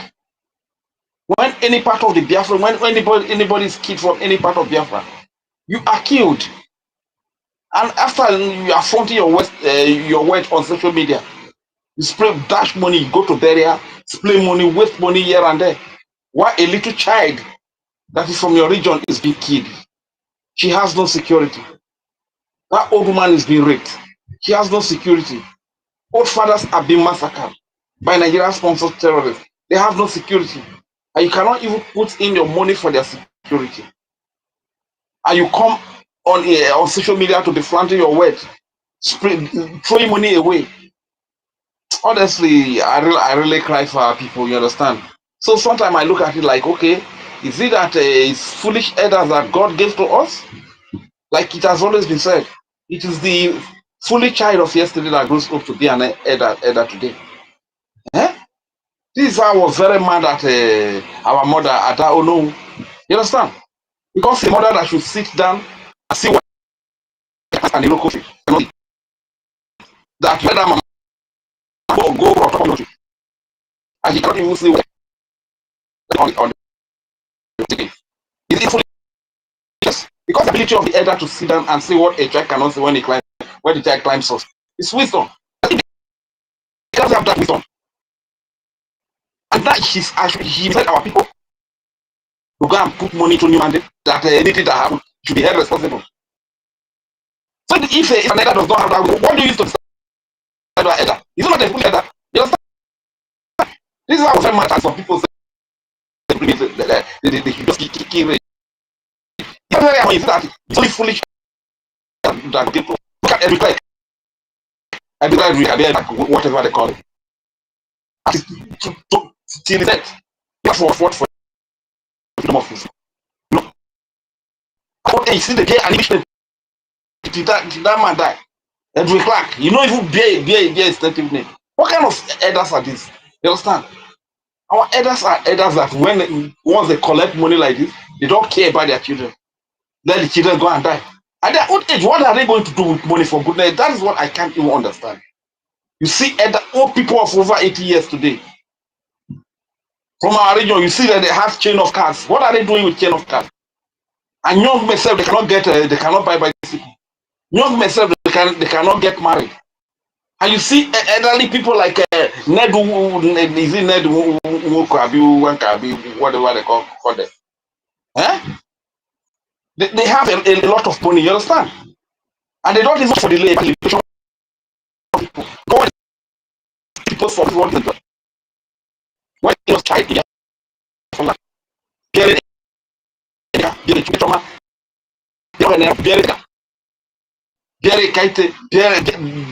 Biafran. When they see that young lady, young man killed, that is where they derive their joy from. When they oppress the helpless, that's where they get their joy from. They move around with their escort, battalion of mobile police, battalion of military, just to oppress. They are hustling to survive, just for survival. We do not say I want to drag them. We don't say that want to drag big mansions. Ask them. Give us opportunity. Let us also say that this is more for people. They say we are no way. They fight for everything. Go with policies that make life so difficult. A company that does not. You also manage to get a little thing to put for your thing. You can still be with policies that make life so miserable. You understand? Honestly, it's very, very honest. I'm talking about going to Finland. I'm not saying anybody go to Finland. You understand? No evidence that she's going to provide that we don't have the kind of evidence. You understand? Terrorism of Nigeria is over there. What is that person is going to do to implicate Prime Minister? That is going to go anywhere. It's not going to more than what she has done already. You understand? So what I want to ask our people is that Finland is a relation that upholds rule of law, and they have their process. They follow the process. I know there will be influence to delay further. You understand? But let's just keep doing what we are doing. If it's donation, just keep it. If it is speaking, just keep speaking. If it's sitting, kudos to all of you. You understand? This is a design to what? It's a collective. See what we have been. You understand? At the end of the day, our prime minister will come and so anybody thinking that he's going to be repatriated or he's going to be extradited. That person is because it's a crime that they not even crime. It's not the same thing that they hold our leader kind of overflows in Nigeria with evil extents. They cannot even have any evidence of things our leader here in it. So is it a plan that respect of that want to convict prime minister for defending his helpless, innocent children and women that are becoming Nigerian social terrorists in uniform and in Iraq? It's not the same thing that they are holding let's disregard once again. I don't thank you very much for the give me to speak. I hear the mic. Yeah, thank you very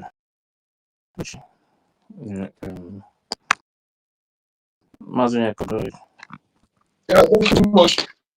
Thank you, my honorable minister of information and commission, deputy, all the ministers in the house. Thank you so much. More grace to my ladies and comrades too.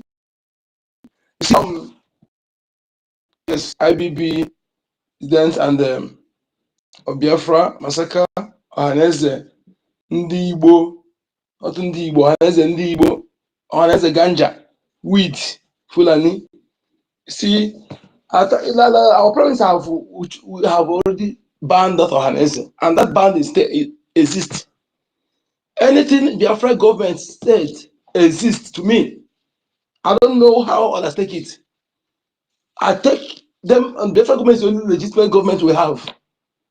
So anything that comes from Biafra government, any news that comes from this Minister of Information, that is what exists. Those who know me, I don't joke with it. I don't expect my enemy to disseminate good about me or truth about me.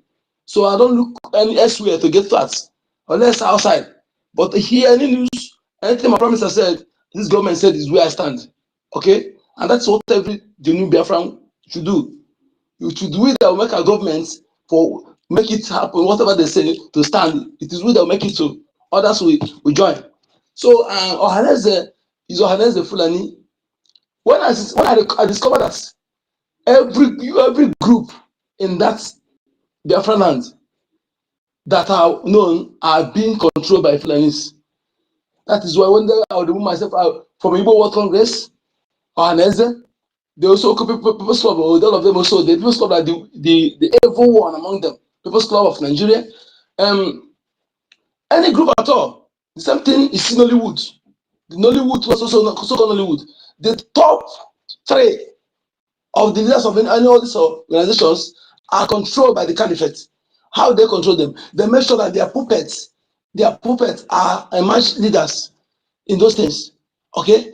And those who they see as having that have much followers, like all those celebrities, they also try to incriminate them by using the governors to either to give them contract in government, make them government to serve in the government, or they send them to money laundering. When they go 2 or 3 times, they will arrest them and they sack a deed. Example, Muhammad is the one that calls himself a chief priest. When they arrested him, he said okay. So when they started, they can never speak for people again. So I want to show that when we understand all this thing, it will be okay. It will help us, because when you know your enemy, yes, you know that this is your enemy, then you devise how to avoid your enemy or how to fight your enemy. It's better than when you don't know who is your enemy. Now, these are our enemies. They are all conquered puppets. All the appointed traditional rulers from A to Z.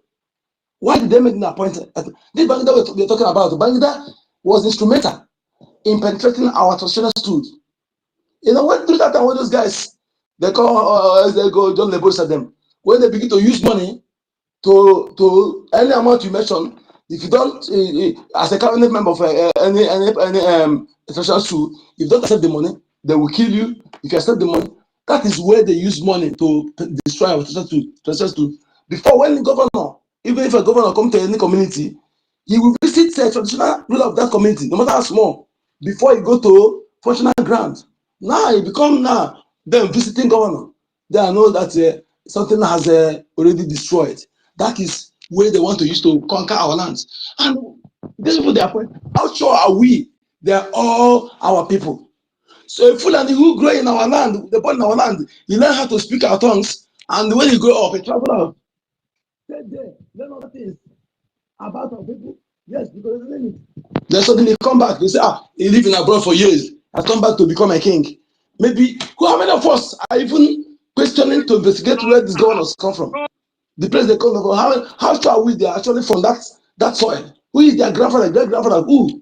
Are we doing this research? Just like the one in Eboina that actually betting the Fulani attack to be attacking our people? How are we sure these people are our own? This is what will give you that courage to know that the only solution we have is to exit.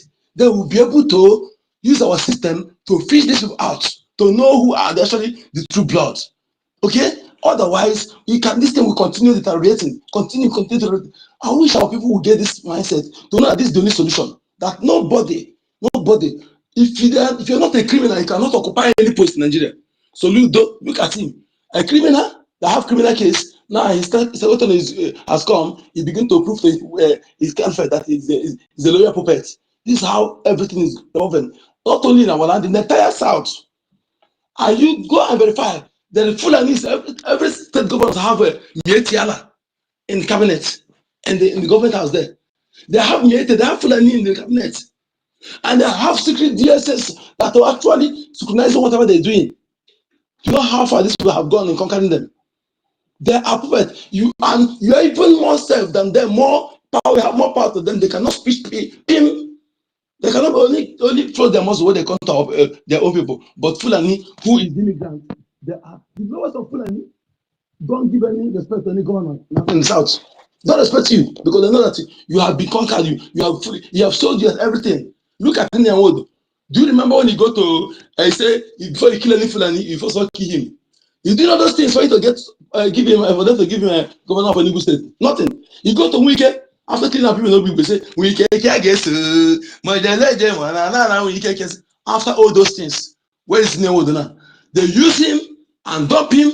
The last time they opened him out, they flashed him all the nonsense they have done to blackmail him, and he went in. He went in. Never talk again. So this is how they are caging them.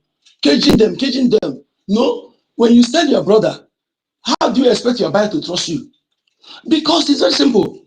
If you can sell your blood, if you see highest bidder, you still sell him. So either they destroy you or they put you in a tight condition that they can no longer talk. That is what is happening. So people to understand this.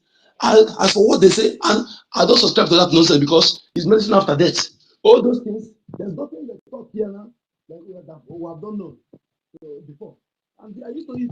Whenever they say that people are against us, they don't want to specify people's mind. We must stop listening to these people and focus on our freedom. That is the only solution. Focus. Thank you.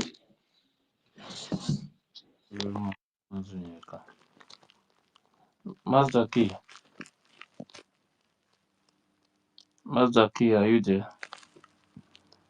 Okay. Mary Tucker. Yes, good evening. Good evening, Ife. Good evening, our information minister, Mercy Sonny Akparawa Sonny. Good evening, David.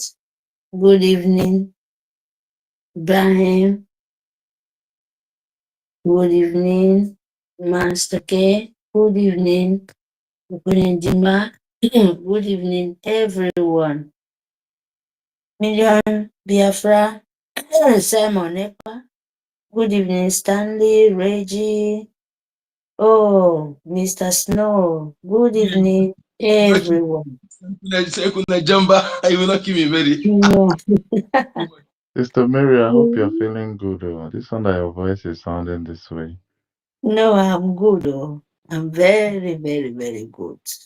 That's good. Yeah. Good evening, everyone. Oh, Ima Essien, good evening.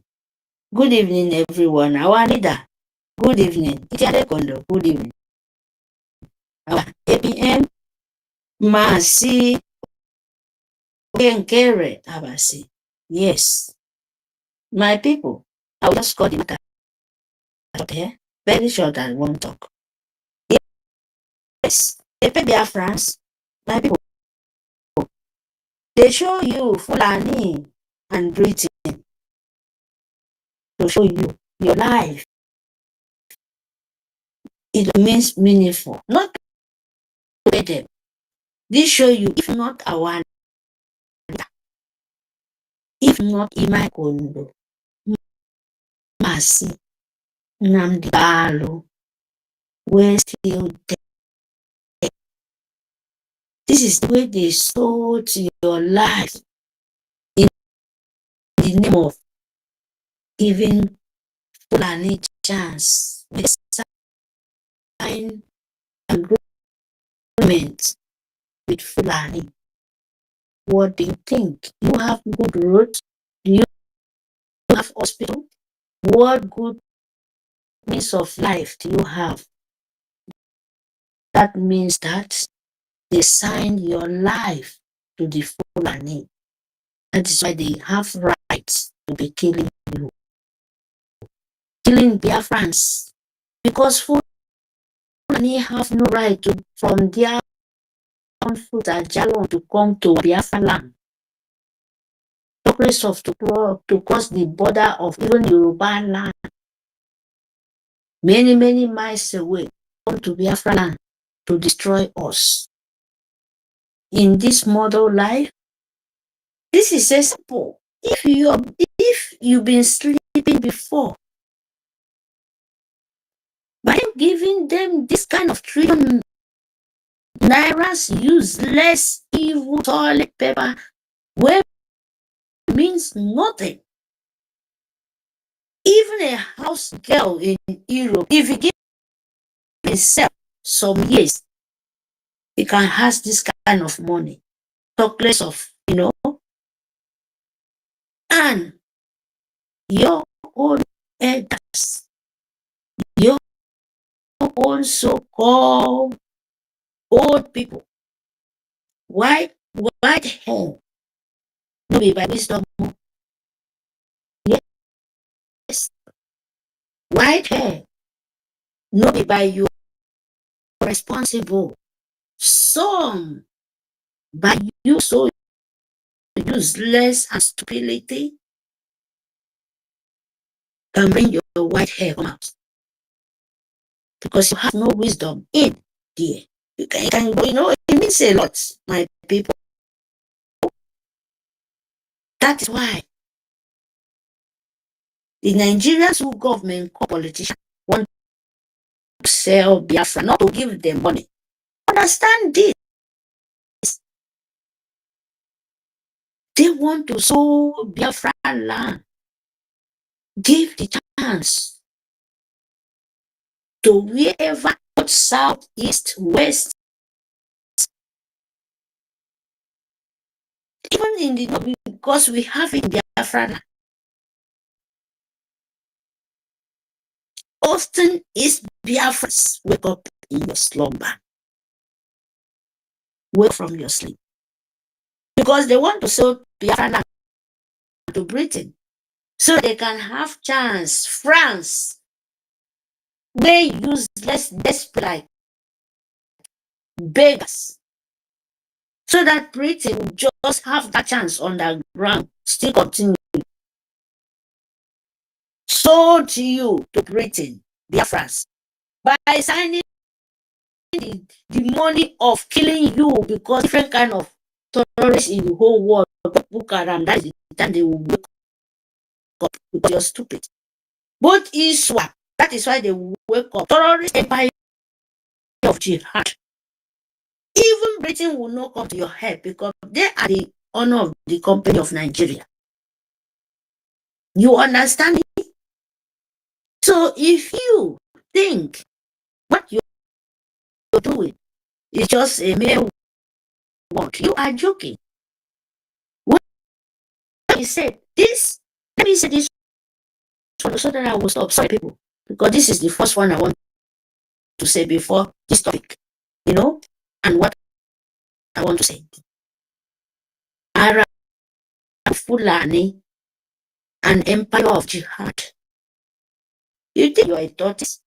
Arab Fulani, you think it's a tortoise? You say, oh, they have sense. Let me tell you, you are a snail. It's a good one. Careful.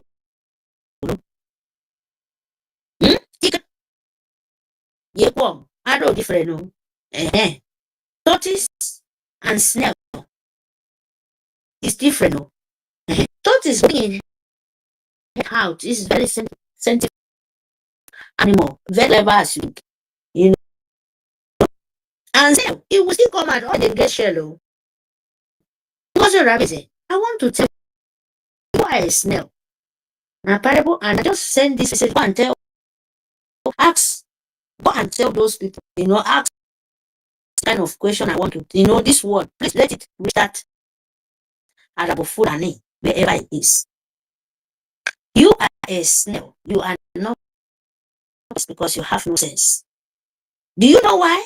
I said you are a snail because you are a longer truth. You are very, very stupid. You bring your shell just like the way snail, snail have two horns. It smells with his nose, anywhere you spray sweet things, Ngozi Ohanaeze will be followed, sweet things. You will bring your shell out. You go they lick am, anything wey sweet you go they chop, they smell, they go they chop am. When once your own ending, when the salt at the ending, you will lick and you will start vomit. If not be salt or maybe soda, they just pour it, you lick it, and you start vomiting, all those, that's those slime, because you think what you want to lick is so sweet, so honey. Biafra is poison for you because that is your last bus stop. But tortoise, you can't give everything to it. It will bring his head out. And it will just stay, take time. Sometimes if you even bring her out, the won't go bite yourself, But you are snail. And let me bring the last one too for you, Arabu Fulani, before I stop my word. Not stopping, but just a message for this woman and parable. So your hand, where they round himself, that time where we small. When you just go, when we they go for bush, me I grow up from, with my grandmother in the village in Cross River. And I'm a baby woman because my father come from a baby. When we go to the bush, so your aunt, where they cross roads, we go say, where you won't go? We go scatter you. I believe you know this. You know what I'm talking about because you're Rabezi. With the round, you will scatter it. When you scatter, you have nowhere to go. But we have another thing. Maybe you people will sorry, I'll have to say it too. If you know what we call atom is sensitive. Centipede. I think so. Centipede. We have very a lot of many legs. Yes. So your hand with centipede.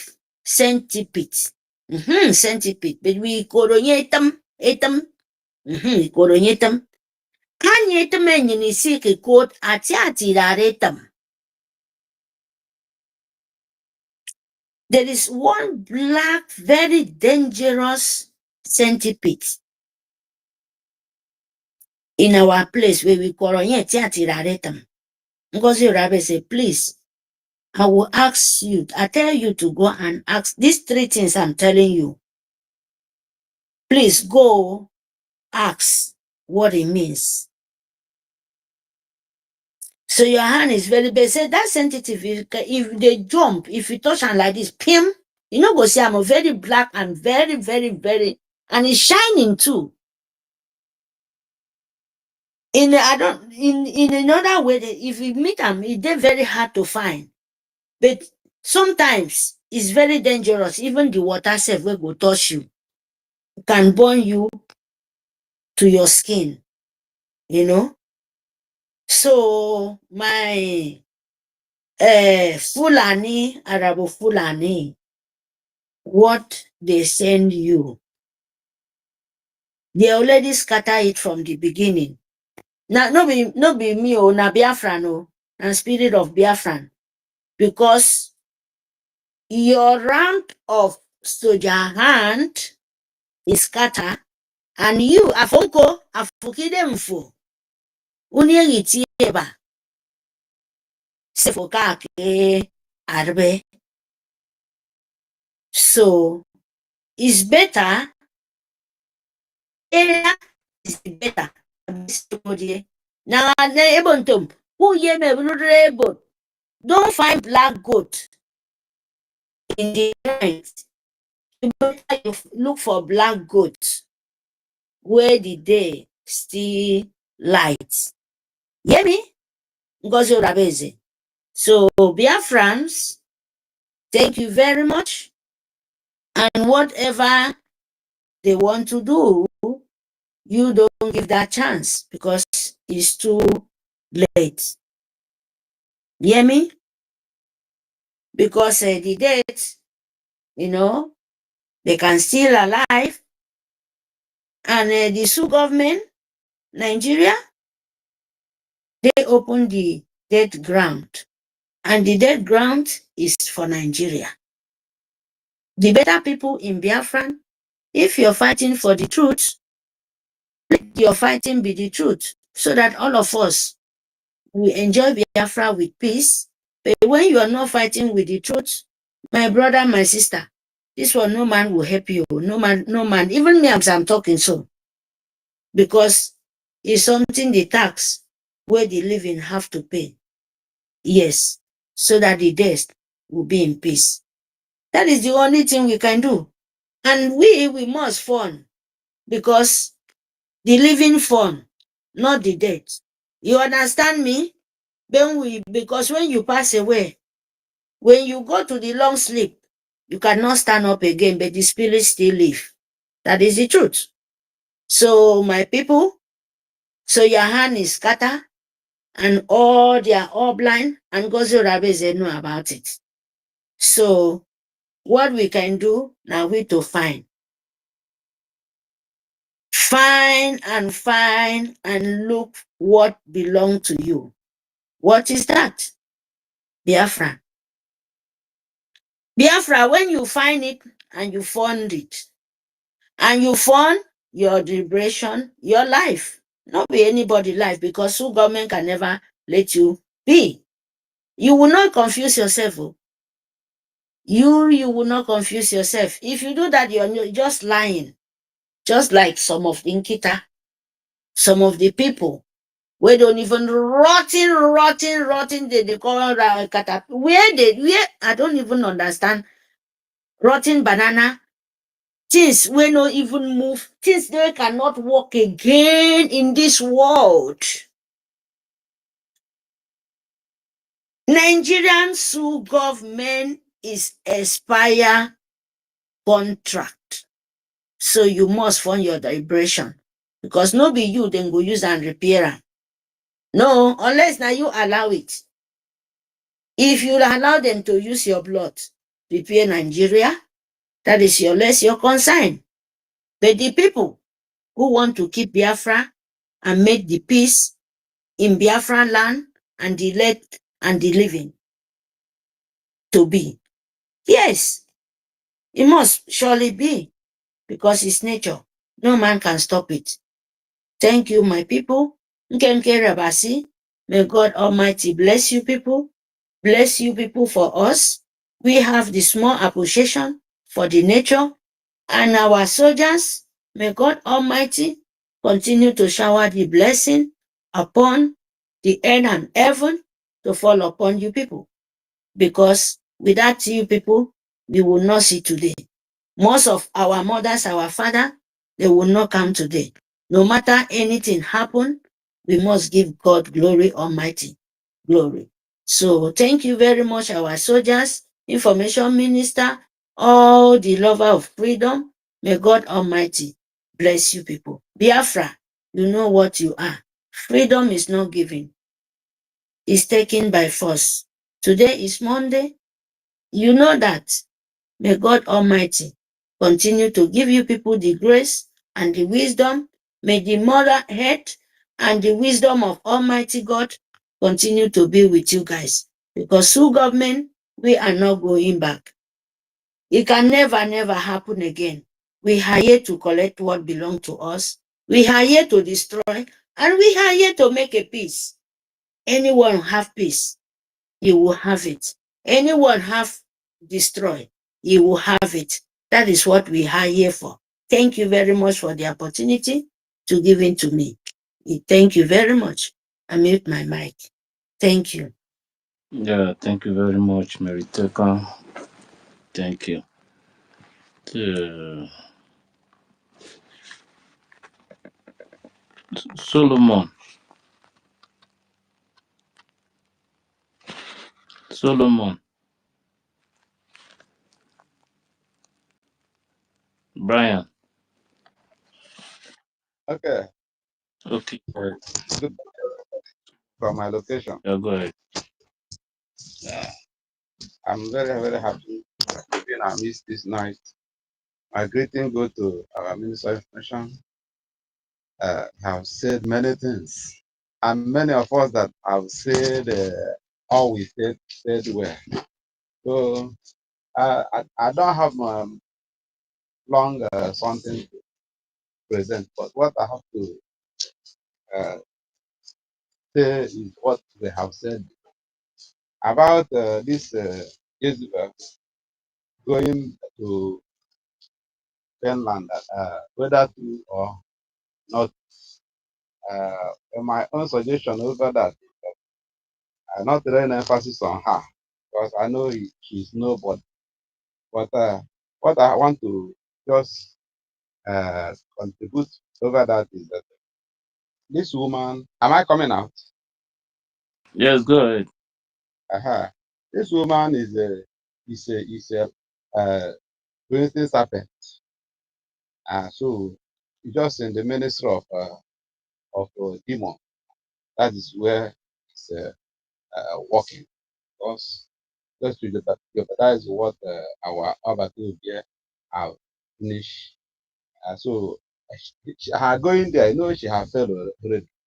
But I know her going there is made whether he will pump some money, which out of 150 million he collected from whether PDP or whether from Nigeria government, whether he will pump it into the hands of our atom, whether they will confuse them as he confused some animals that followed him. So that is my own suggestion there, that let our APN take, know what we do. I know they have found more than her. So, and he's the choosing one for the moment. Four of us here will come out. So it will happen.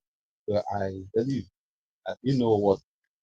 Let us not just with the confidence and everything, allow her to go Finland. I know it may be rumor, truth, but let us take it very serious.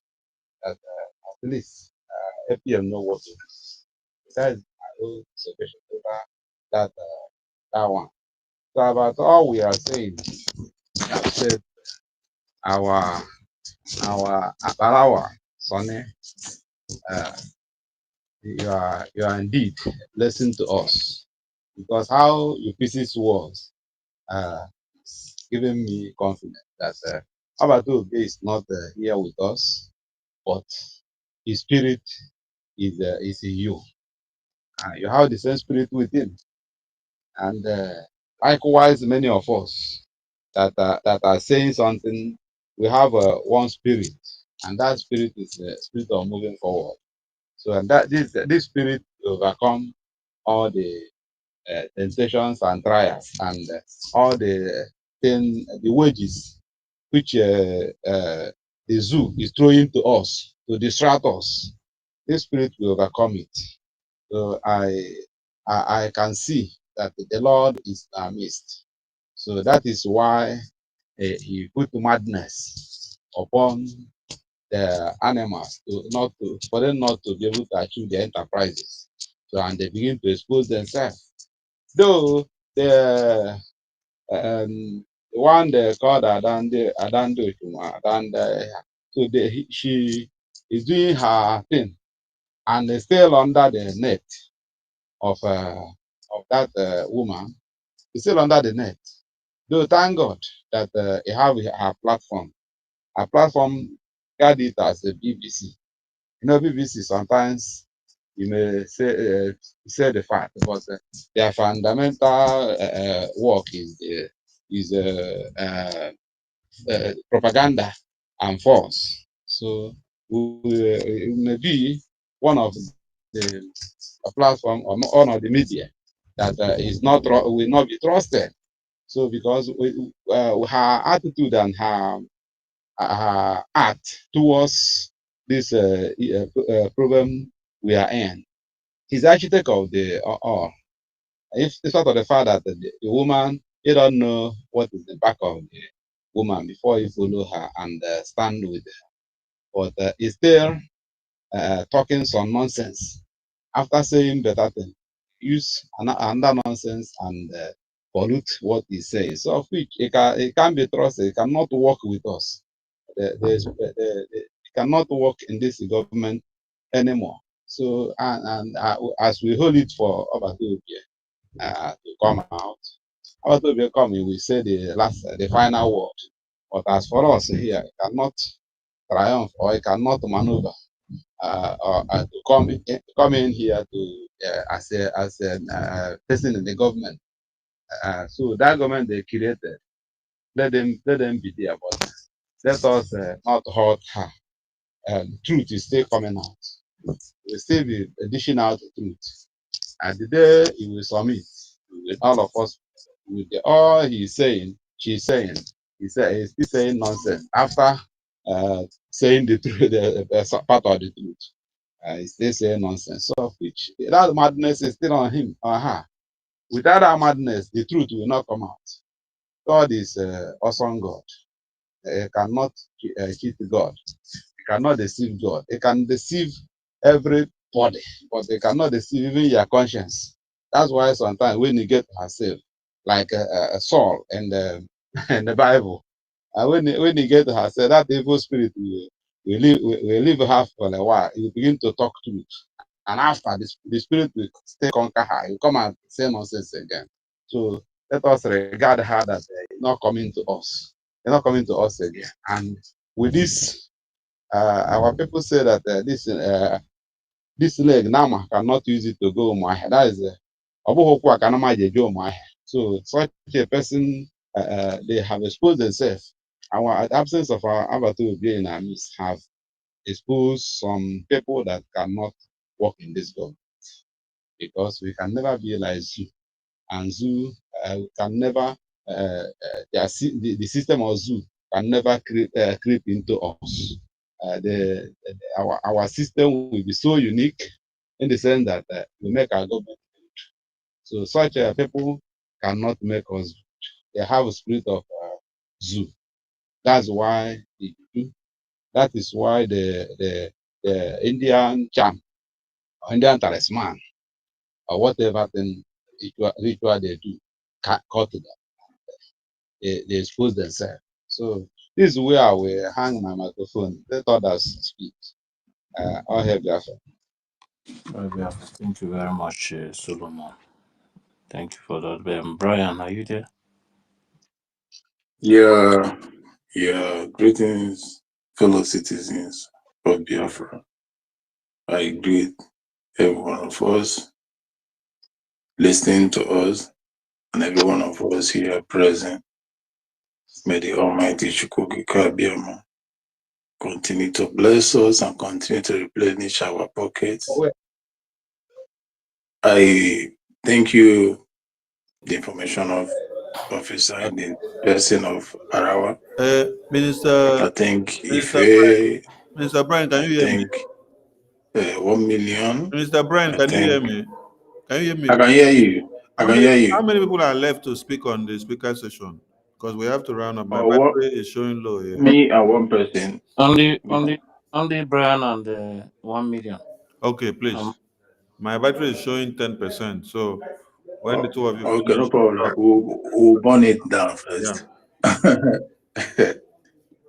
Okay, I will make it snappy, understand. So thank you again. Let me dive into the topic, understand. IBB, a descendant of Biafra Massacre Ohanaeze, whatever. So there's something reference you all should know, that the innocent blood of Biafrans has clouded the air in our land.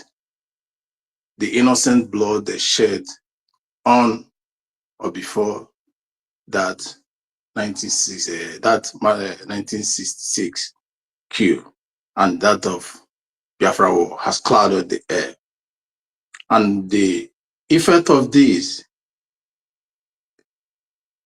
is what is dealing with these people, because the souls that they killed unjustly that clouded the air is not happy until Biafra comes. That is when they will be happy to settle in what they were killed for or what they fought for. So the so-called Ohanaeze Ndigbo that is going and parabolating, going to collect money, they should not forget that the money is blood money, and they will all buy in it. Understand? Because of these souls that have clouded the air, that are restless, that blood has clouded the Biafra land. They should not forget in a hurry of what happened to Iwanyanwu, or what led to the death of Iwanyanwu.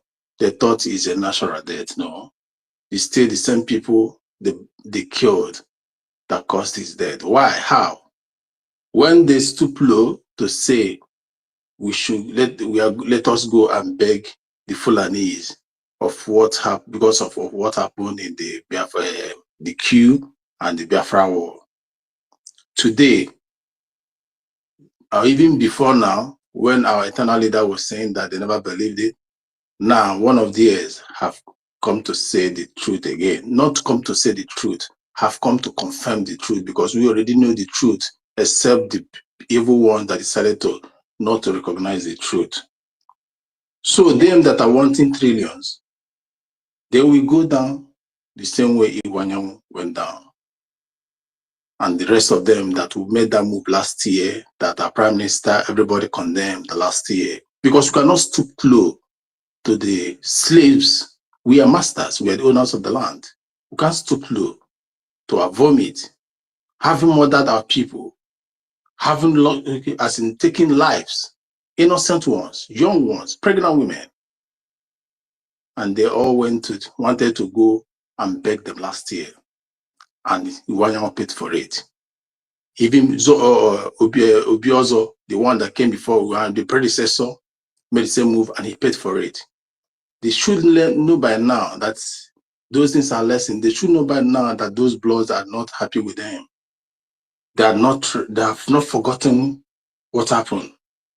They should also not forget that those lies that have been told about Biafrans, the coup of January 15, 1966, was something that led to the killings of today. We are still, because they were trying to avenge something they caused by themselves. The something that led to the 1967, 1970 war, because they are trying to avenge what they caused by themselves. They should not forget that there's something that was called Igbo pogrom. Igbo pogrom of July and August 1966, that is after the January 15, 1966 of the so-called Q. They should not forget that the souls that clouded the air that today that are not happy, in that time, in that day of July and August 1966 of pogrom, it took the life of 30,000 Biafrans, of which our Minister of Information here, as in touched, understand? They took the life of 30,000. That's a very big numbers. The Fulanis and the rest of them, they were trying to, as they label this on Igbo something and our fault and trying to be using it as an avenue or yardstick to be killing our people. Every now and then. How many should we touch? How many should we touch and how many should we not touch? This Shem in 1990 in River State. What was our people's crime? For every single movement our people made, they would just use those things and something they caused, the war and the riot and the coup, to avenge something they would never caused. In that 1990 of Umoshem, in River State, what was the crime of our people? People were demanding for electricity, water, roads, compensation for environmental degradation caused by the oil, the shell spills. What did they do? They took the life of 100 people. They keep taking the life of our people. And you think these people that have taken their lives, they will allow you, the stupid Ohandara, live? Their souls have clouded the air. Their blood have clouded the air. So whichever movement you make, they will come for you and they will kill you. And that is why our men are winning the war in the back in our land. Because they are in support, their spirit are in support of them. Go and get us victory. Go and get us justice. That is what they're clamoring for. Go and get us justice. They need justice.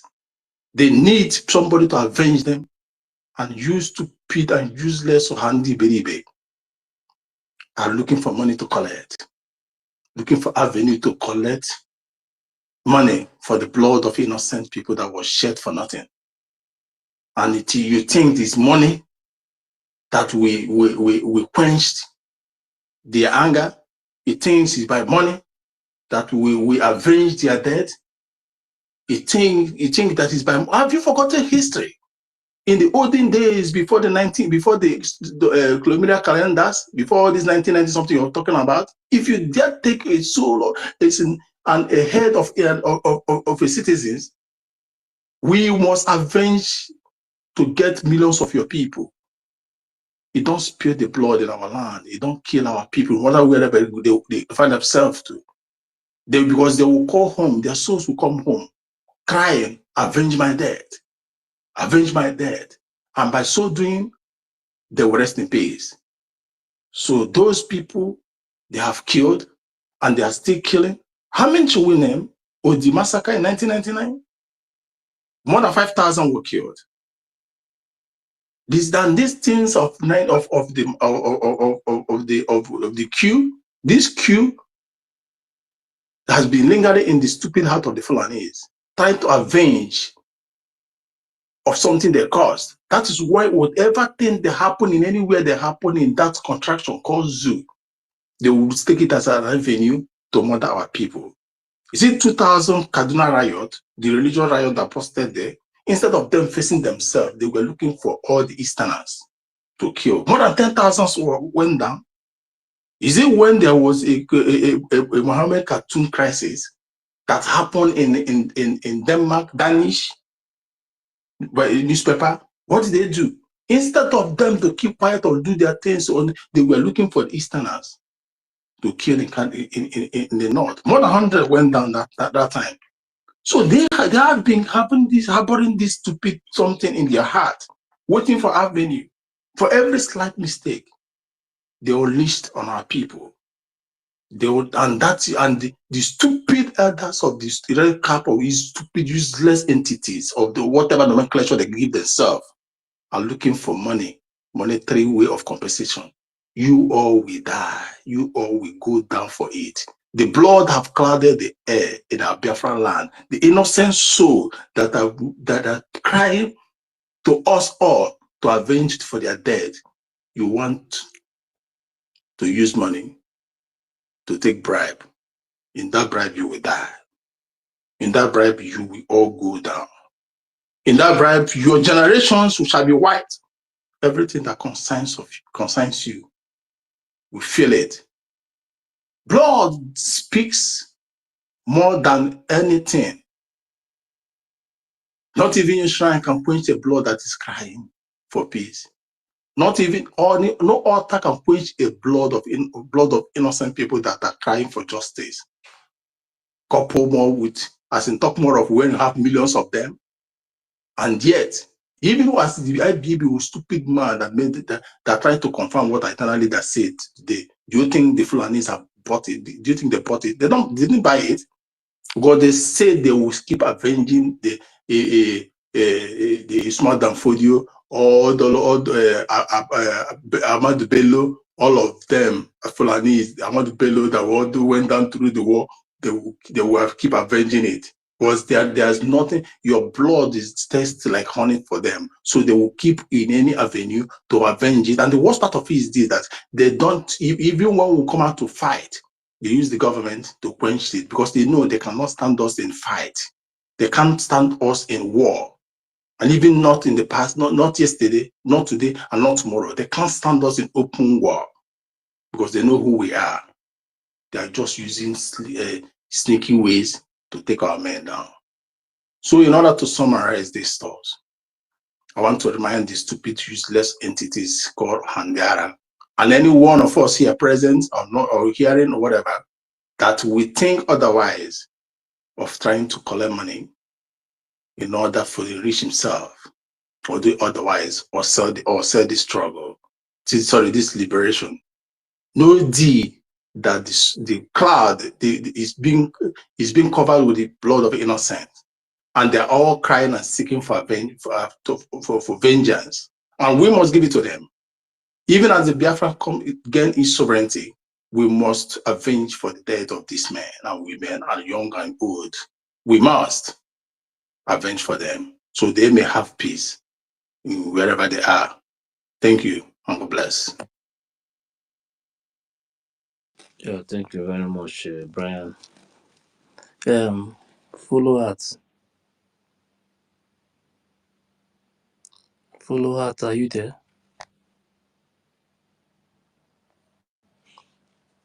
Follow Heart, can you hear me? 1 million, go ahead. Am I coming out? Yes, go ahead. Yes. Am I coming out? Yes, you are coming out. Go ahead.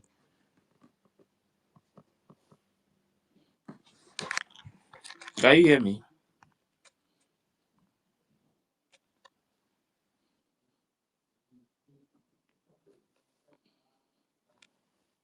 I think it's network. 1 million. 1 million, go ahead. I don't know whether I will soon come down for inside bus now. Just coming back now, so I don't know if somebody can just hold on 1 minute. Instead of information. I'd love to give my. Okay. Later first. Yeah, okay, thank you. Hello, dear friends all over the world. This evening, it saddens my heart to make this audio that I'm making, and I want this audio to go viral because in this struggle that we are in, we are seeing a lot of things going on. As I am saying this, I am so saddened that one mad person called Ada Diorama is on social media consulting nuisance. Whoever that knows this woman should tell this woman to go inside and sit down and shut up forever. Let this video go viral. Tell that mad dog. Tell her that diorama that she is a mad dog. Tell her that diorama to go inside and shut up forever.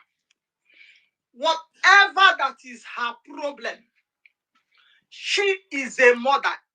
If she calls herself a mother, she don't have to come outside and disgrace her family and disgrace her generation and disgrace the Biafrans all over the world.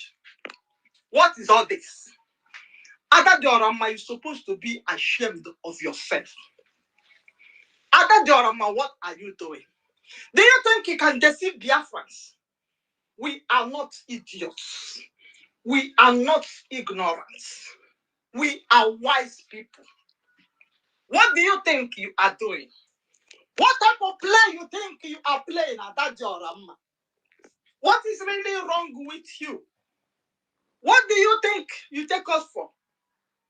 Do you think that we came for Biafra just to come and consist nuisance in the social media? No. If it is what you come for, it is not what Biafrans want. This thing you are playing for the death. You are using the death of our people to play.